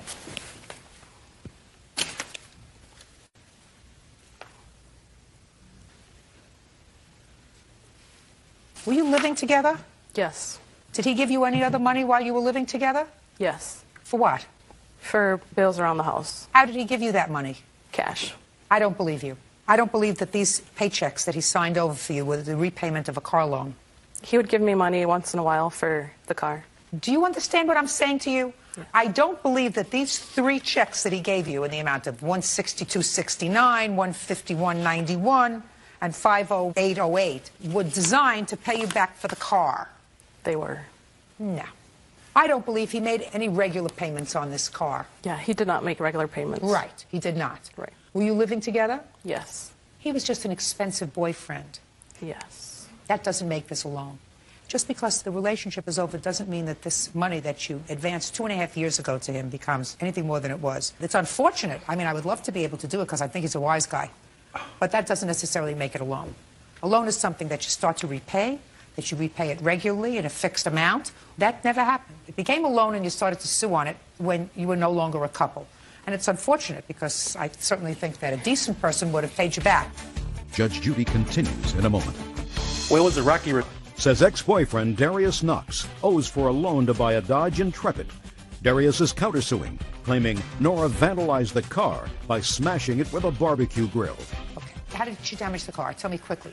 Well, she didn't want a barbecue, so we had a barbecue grill on the porch, the second floor, and the garbage is right downstairs. So I threw the barbecue grill over the porch with the intentions of throwing the grill into the garbage. But she then picked up the grill and went to the car hood and, you know, bang, bang, twice. That was in? I believe that was May. The night that she did that, where did you sleep? At my house. Where did she sleep? At the house. With you? Uh-huh. And after that, in the month of June, you both stayed together. Is that right? Mm-hmm. So why are you bothering me with the fact that your car got damaged? Who cares if your car got damaged? Well, it was a rocky relationship. Good, then I don't care. If you want to talk about your rocky relationship, you go on Dr. Phil. You want to talk about what she owes you? You can come on here. You have no case, Mr. Knox. You are not as charming and adorable as you think. No, you are not as charming and adorable as you think you are. If you had separated in May and came and filed a claim that she had damaged your property in May, I would hear you. I assume she did, in fact, damage your property in May.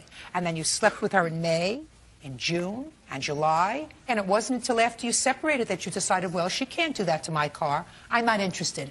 That's called condonation. You have put your hand down.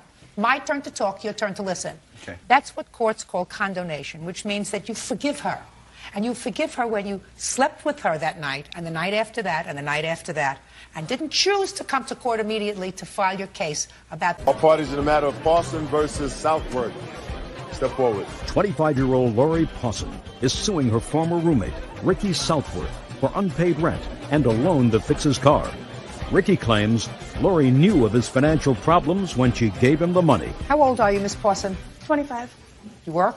Yes, I do. What kind of work do you do? Full-time manager at a restaurant. How long have you known Mr. Southworth? Approximately 3 years. He ran into some hard times, according to what I gather from your complaint and his answer, and you invited him to move in with you. Yes. As a friend? Yes. And the agreement was, according to you, that he was going to contribute to the rent? Yes. Your complaint alleges that he did not contribute to the rent. I think your agreement was how much a month, Mr. Southworth? It was $200 a month. And he lived there for 6 months. And in addition, after he didn't contribute to the rent for 6 months, you also made him another loan for a car. No, Your Honor. The loan for the car was before we had moved in together. When? Approximately a month before we had moved in together, I had loaned him $500 for a car, which he had had a previous car, but he said it wasn't running well and that the car that... Loaned him $500 for the car. Then he moved in. Yes. And then he didn't pay rent. Yes. He moved in what month? Actually, it was the end of July, but I did not charge him until August. And when had you given him the $500? July 19th. So far, is that correct, Mr. Southworth? Yes, it is, ma'am. Did you repay her the $500? No, I sure have not. Why not? The job I was working at the time, I got laid off, so I had no income. And then what little bit of income I did have was going towards my 2 children. How old are you? I'm 27. How old are your children? I've got a 5 and a 4-year-old right now. Your Honor, he was not laid off till at least after November. What was your intention with regard to the $500 that she gave you for... The intention was to pay that back. Well, then why do you... It's a gift. Well, the rest of the money after that was the gift. What rest? The money that was towards the repair of the vehicle. What about the rent? That was the agreement as friends that we stayed together and I paid $200 a month. Yes. Yes. And? And I got laid off. Well, see, she told me to fix my car, then worry about paying her rent. Yes. Did you fix your car? Just as I got it repaired. Did you fix your car is my question. Yes. And then did you start worrying? Yes, because I got laid off. Good. That's what she said. Fix your car and then you'll worry about rent. So I want to know if you followed a direction. Yes. You fixed your car. Yes. And then you started to worry. Yes. When did you stop worrying, Mr. Southworth? I never stopped worrying. Are you still worrying? Yes. I would worry a lot more today than I did yesterday. With whom do your 2 children live? With their mothers. With their mothers? Is that plural? Yes. What kind of work were you doing before you got laid off, Mr. Southworth? I was making windows. Don't people need windows anymore? They do, but it's a layoff season. I'm pretty much laid off more than I work. Well, then maybe you best find another profession, sir, because you made 2 babies in your spare time. Yes. What do you mean, yes? I've been seriously thinking about that. Shh. Were you seriously thinking about that in between the worrying about paying her back? Yes. You do a lot of serious wondering and thinking. Yes. Now you have to start doing some serious working, Mr. Southworth. Yes. Because your worth is going south, sir. So is my patience with a 26-year-old man who makes 2 babies with 2 different women, moves in with this young lady, promises to pay her rent, doesn't do that, takes money to fix his car, takes money to buy a car, and you do a lot of worrying. Who are you? His girlfriend. You're not the mother of any of these children, are you? No, ma'am. Not yet. Is Mr. Southworth working now? Yes. Doing what? I work at Walmart. How much money do you send for your 2 children? That gets deducted straight out of my paychecks. That's why we call this a good America. How much? It varies for each kid. I am ordered to pay $91 a week for my oldest son, and then $156 something for my youngest, every 2 weeks. Guess the youngest doesn't eat as much. What? At the time he was staying with me, he was only paying child support for $25 a week on one of his children. I don't know if he pays this amount, but he tells me this is what the order is. Yes. He doesn't say that that's what he's paying, right? Yes, they take half of my paycheck. They take half. This is a really good America. Do you work? Yes. Stand up a second. Tell me your name. Lisa Brown. You have children, Miss Brown? I have 4. They all live with you? Yes. Does he live with you? Yes. What kind of work do you do? I sell phones at Walmart. The father of your children, do they pay child support? No, he's incarcerated. For how long? 15 years. How long have you lived with Mr. Southworth? Probably about 2 months. How long did you know him before you moved in? A year. Does he treat your children nicely? Yes. You charge him rent? No. Does he contribute to your household? Yes. How much? We put all of it together, so it's both of our incomes combined, and we pay the bills from that. Do you earn the same thing? No, I earn more than him. That doesn't sound right to me. You want to know why? Because according to him, half of his money goes to support his 2 children, which means if you earn more, he's living pretty well off of... No. Well, what kind of a house do you live in, Miss Brown? 3-bedroom house. You pay rent or you Yes. own it? Pay rent, $600. And how much do you take home every 2 weeks? It varies between 120 and 150. Every 2 weeks? Yes. Mr. Southworth, Miss Brown, can afford to live in a thimble. And if it wasn't for you, he wouldn't be living reasonably. He lives in a 3-bedroom house. What? I'd also like to make a comment that her parents do also live there. Great. And there are a lot of people living there. You, your 3 So they do children. have more income than that in the household. He's living reasonably. You have a car to get you to and from work? Yes. And you pay insurance on the car? Yes. Couldn't do any of that if you weren't so good to him. Don't combine your money with his. It's a very bad idea. You have a primary responsibility, Miss Brown. Your primary responsibility is for your children. Their father's not going to be around. So you're supposed to surround your children with responsible people, not somebody who's going to suck off you. How much does he owe you? Well, in January, we had agreed on $1,766, which was for the car and other odd things that money he had borrowed for whatnot, and for rent also included. Did you make that agreement? No. Your Honor. What? In January, before he had moved out in February, in January, when we had talked about this agreement, $1,066, he had came to me and asked me if he could stay at my home for a few more months, and if he got the $766 from Lisa, because he said he knew he could, because what he says goes. Anyway, he said if he gave me the $766, Just a minute. if he could stay a few more months. Lisa, do you believe her when No. she says that Mr. Southworth said that he was going to get the $700 from you? No. I want you to believe her. You may choose not to believe her, but I'm telling you, I would believe her because he used her. She told me 2 weeks. Listen to me. He used her. She did. He lived off of her for 6 months without paying her any money. She gave him money to buy a car. She gave him money to fix a car, and he didn't give her any money back. That means he used her.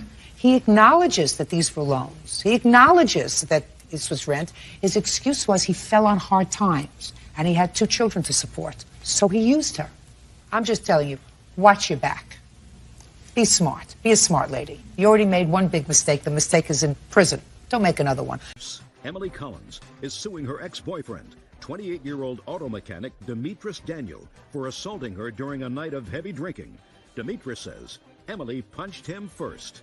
All rise. Yeah, this is case number 5 on the calendar in the matter of Collins versus Daniel. Parties have been sworn in. You may be seated. Ms. Collins, you and Mr. Daniel were boyfriend and girlfriend. It is your claim that after a night of both of you drinking, Mr. Daniel assaulted you, caused you severe injuries. You were treated in a hospital. You want him to pay your medical bills, Yes, and then ma'am. some. Mr. Daniel said that you were both pretty drunk, that you were as aggressive as he was. He has no recollection of assaulting you to the extent that you claim that you were assaulted, and that you even saw each other subsequently. Is that Yes, right, Your sir? Honor. How long were the 2 of you dating? We had been dating probably for about a month at the time when the incident happened. You have a drinking problem? No, ma'am. You have a drinking problem? No, ma'am. Well, it seemed to me that if 2 people get loaded to the extent that they can't remember what's happening, they have a problem. I remember everything that happened, Your Honor. I remember everything that happened, Your Honor. Do you? Yes, ma'am. What do you do for a living, Mr. Daniel? Mechanic. And you? I'm a nurse. Okay, Ms. Collins, let's hear about the assault. It happened in February of Yes, ma'am, 2005? February 12th. Go ahead, let me hear. We had been going out for about a month, and we went out with some of my friends out to a couple of clubs. We both had been drinking, and then we closed the clubs and went back to his house. My intentions were just to go there and go to sleep because him and I had been arguing and been having some problems. I found out that he was married. He told me he had been married, and then came out slowly telling me he's still married, in the process of getting a divorce. Then found out that they weren't in the process of getting any kind of divorce. So when we went back to his house, he was making advances towards me, to do something sexual, and that's not what I wanted. Your Honor, so she's lying. Shh, you're going to have a chance later. So I don't want you to look down. I want you to look at me. I want to look at your eyes, Miss Collins. Do you understand? Yes, ma'am. Everything at this point was fine up until when he started doing that. Well, what did you go back to his house for if you were drinking and he was drinking? Because up until this point, there hadn't been any problems. Well, you closed the clubs. It must have been very late. Yeah, him and I had Don't look down. You look at me. Him and I had been hanging out. Listen to me. And you just told me you closed the clubs, which means it was very late. Yes, ma'am. And the two of you had been drinking. You went to more than one club. Right. So then why, if you didn't want to engage in any sort of intimate relationship, would you go back to his house rather than go back to your house? Because there was no way for me to get back to my house because both of us had been drinking. Well, how did you get to his house? He drove. He drove. I mean, my friend's house was only a block away from his house, so, I mean, he drove.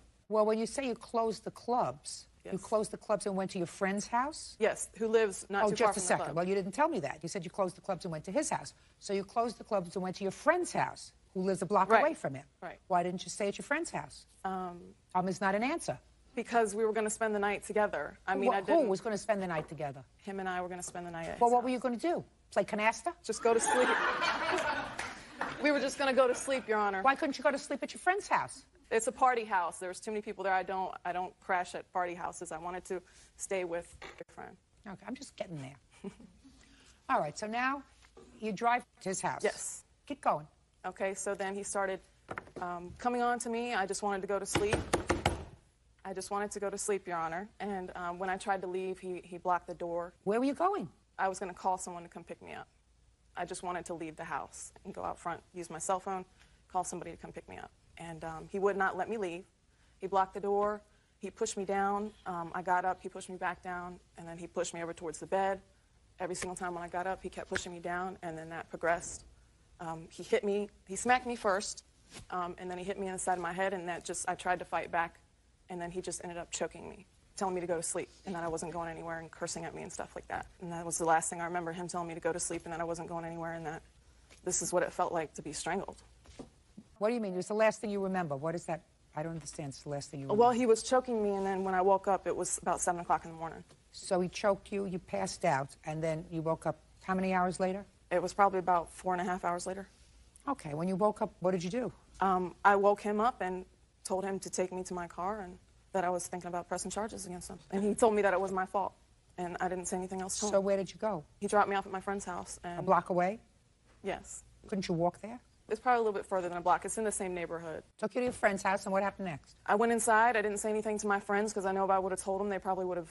Don't speculate what they would have done. Keep going. Well, I didn't say anything, and I left. Where did you go? I went home and spoke to a couple family members of mine, and I explained to them what happened, and they said that I should go to the hospital.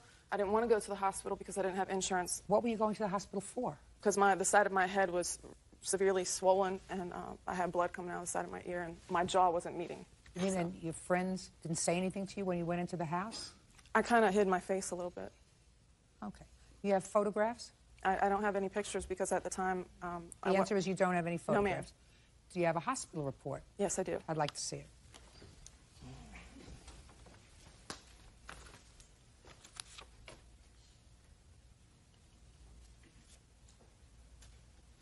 Okay. Now, after this incident happened, you went out with him again. Yes.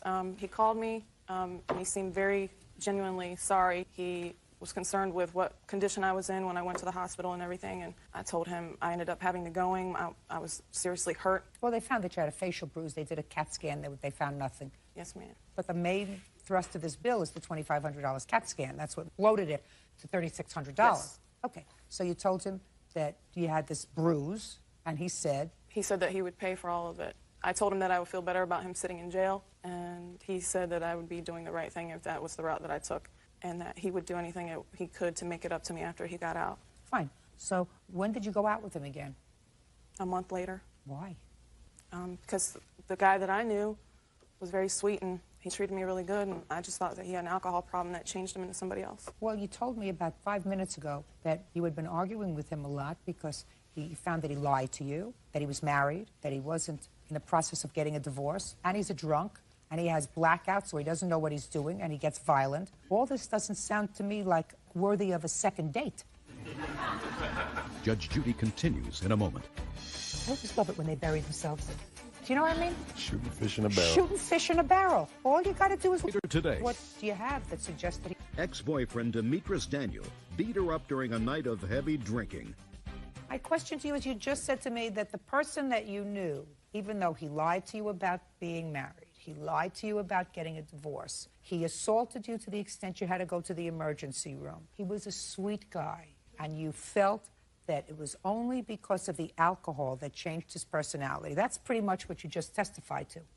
Then why in the world would a relatively intelligent woman go out with him drinking again?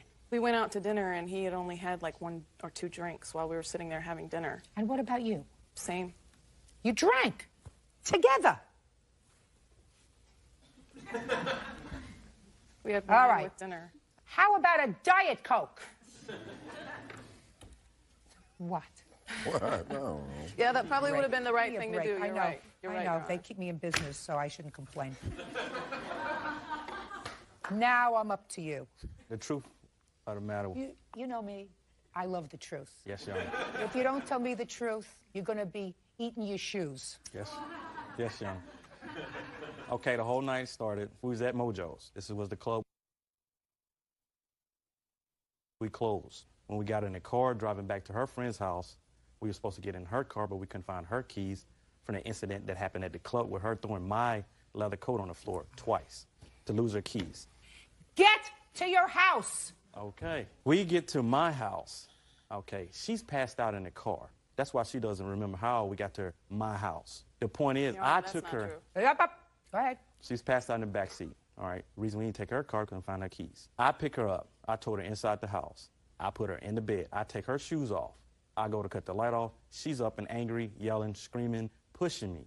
And I'm just looking at her like, where's this coming from? I wasn't to the fact that I was drunk enough not to drive. I wasn't drunk enough not to handle the situation. The fact of the matter was, she was the aggressor. She started the whole aggression. She started the whole violence of slapping, being very aggressive. It went from shoving me, to pushing her, holding her, pushing her back on the bed, telling her, not do this, you're drunk, lay down, go to sleep, sleep it off, that's all it is, you're drunk. She gets back up, she slaps me. She punched me, I punch her back, and we go back into the whole argument of going back and forth again and again, to the fact that I hold her down on the bed and tell her and beg and plead with her not to keep being aggressive. Just lay down, go to sleep, sleep it off.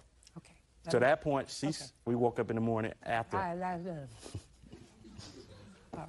So let me dissect for you, Mr. Daniel, what you have just told me. What you have just told me was that you were not so drunk that you couldn't drive. Yes. Yes, Your Honor. So you were sober enough to withstand a sobriety test. Yes, Your Honor. Fine. And she was so drunk that she was passed out in back of the car. Yes, Your Honor. Then you take her home, and My she house. starts to act aggressive. Yes, Your Honor. She punches you, you punch her back. Yes, Your Honor.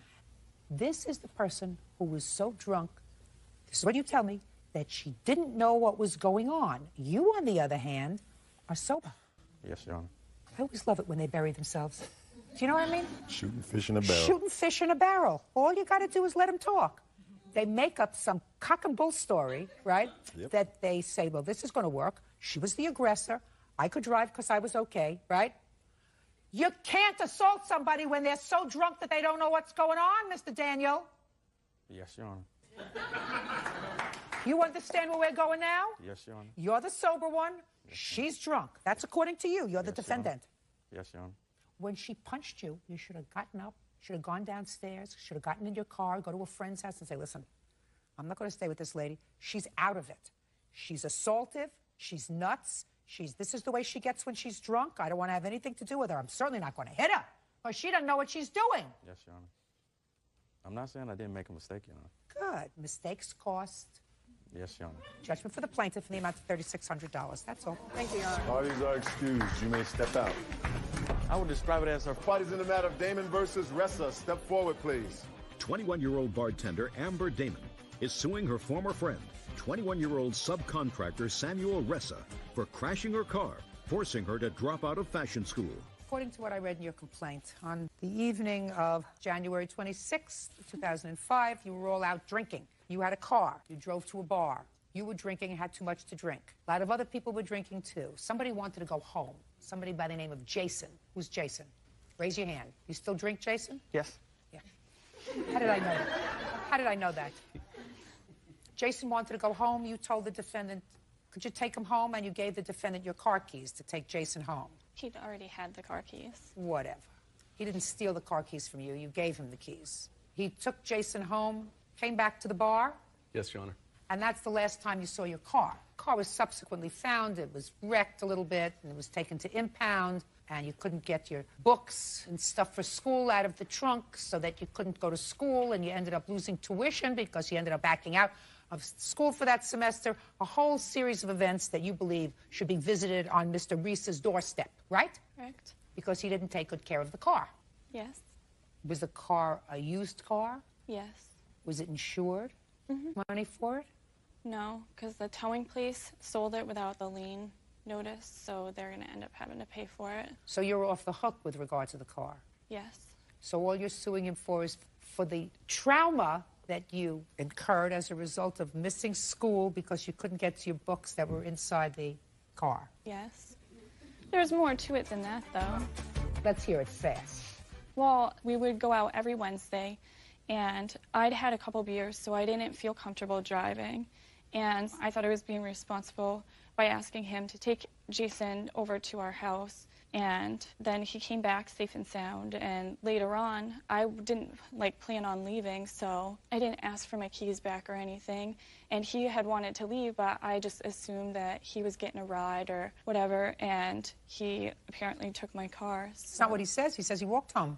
It was a couple of blocks away. Yes, Your Honor. I have stuff, maybe not proving, but it really looks like he took my car. Well, what do you have that suggests that he took your car later? Well, I was going to fashion design school, so I remember what people wear. And I specifically remember him wearing a hat when he came back after dropping Jason off. And I found this hat in the car, which is the hat that he was wearing that night. Miss Damon, I want you to listen to me very carefully, my dear. There is no question in my mind that under the scenario that you gave me, that you had given him the keys to the car, and that was the last time you saw the car, and the car had, in fact, been in an accident. I think I would have been prepared, despite the fact that Mr. Risa says I walked home, to say, it was your responsibility to safeguard this car. Based upon what I read in the papers, the car was found with the keys in the car, right? Yes, Your Honor. Therefore, if somebody found the keys, they had to be very smart to find the keys and say, I think I want to go try the ignitions of all the cars. And I'm going to go check all the cars and see if any of this fits. So I think I would have been able to say, with a fair degree of certainty, that the defendant was responsible for your car. But you have no out-of-pocket expenses for your car. You want him to pay for your school tuition. And I'm telling you, Miss Damon, you have to be more resourceful, my dear. There are methods that you can use to get your books out of the trunk of the car so that you can study and go to school without dropping out of school. That's not his fault. There was no way that I could get them because they were no longer there. And there was also the police department was throwing me around too because it wasn't registered in my name yet because I hadn't even made a payment on it. I just bought in the car, not even a month before that. So they were telling me I wasn't even going to be able to look at it. Well, you managed to get the hat. Did you go to your teachers and say, listen, I need a little time, I have to get new books? We were almost to midterms, and all of the projects led off of each other, so there was no way that I could make them up, and they told me I had to withdraw for that semester. That's not Mr. Reese's fault, Ms. Damon. I can't legitimately find that your dropping out of school was the proximate cause of Mr. Reese's actions. It doesn't work that way. You have to take a certain amount of responsibility for taking your car, drinking, giving the keys to somebody else. That's partially your responsibility. I would have said Mr. Reese was responsible if he had any out-of-pocket expenses for the car, but not for your school tuition. Hi guys, welcome back to my channel. This channel is related AR Records latest. My content is daily vlogging like that, vloggers, blogging and content writing. Follow for more and like, subscribe and press to bell icon. Hi guys, welcome back to my channel. This channel is related AR Records latest. My content is daily vlogging like that, vloggers, blogging and content writing. Follow for more and like, subscribe and press to bell icon. Hi. Hi guys, welcome back to my channel. This channel is related AR records latest. My content is daily vlogging like that, vloggers, blogging and content writing. Follow for more and like, subscribe and press to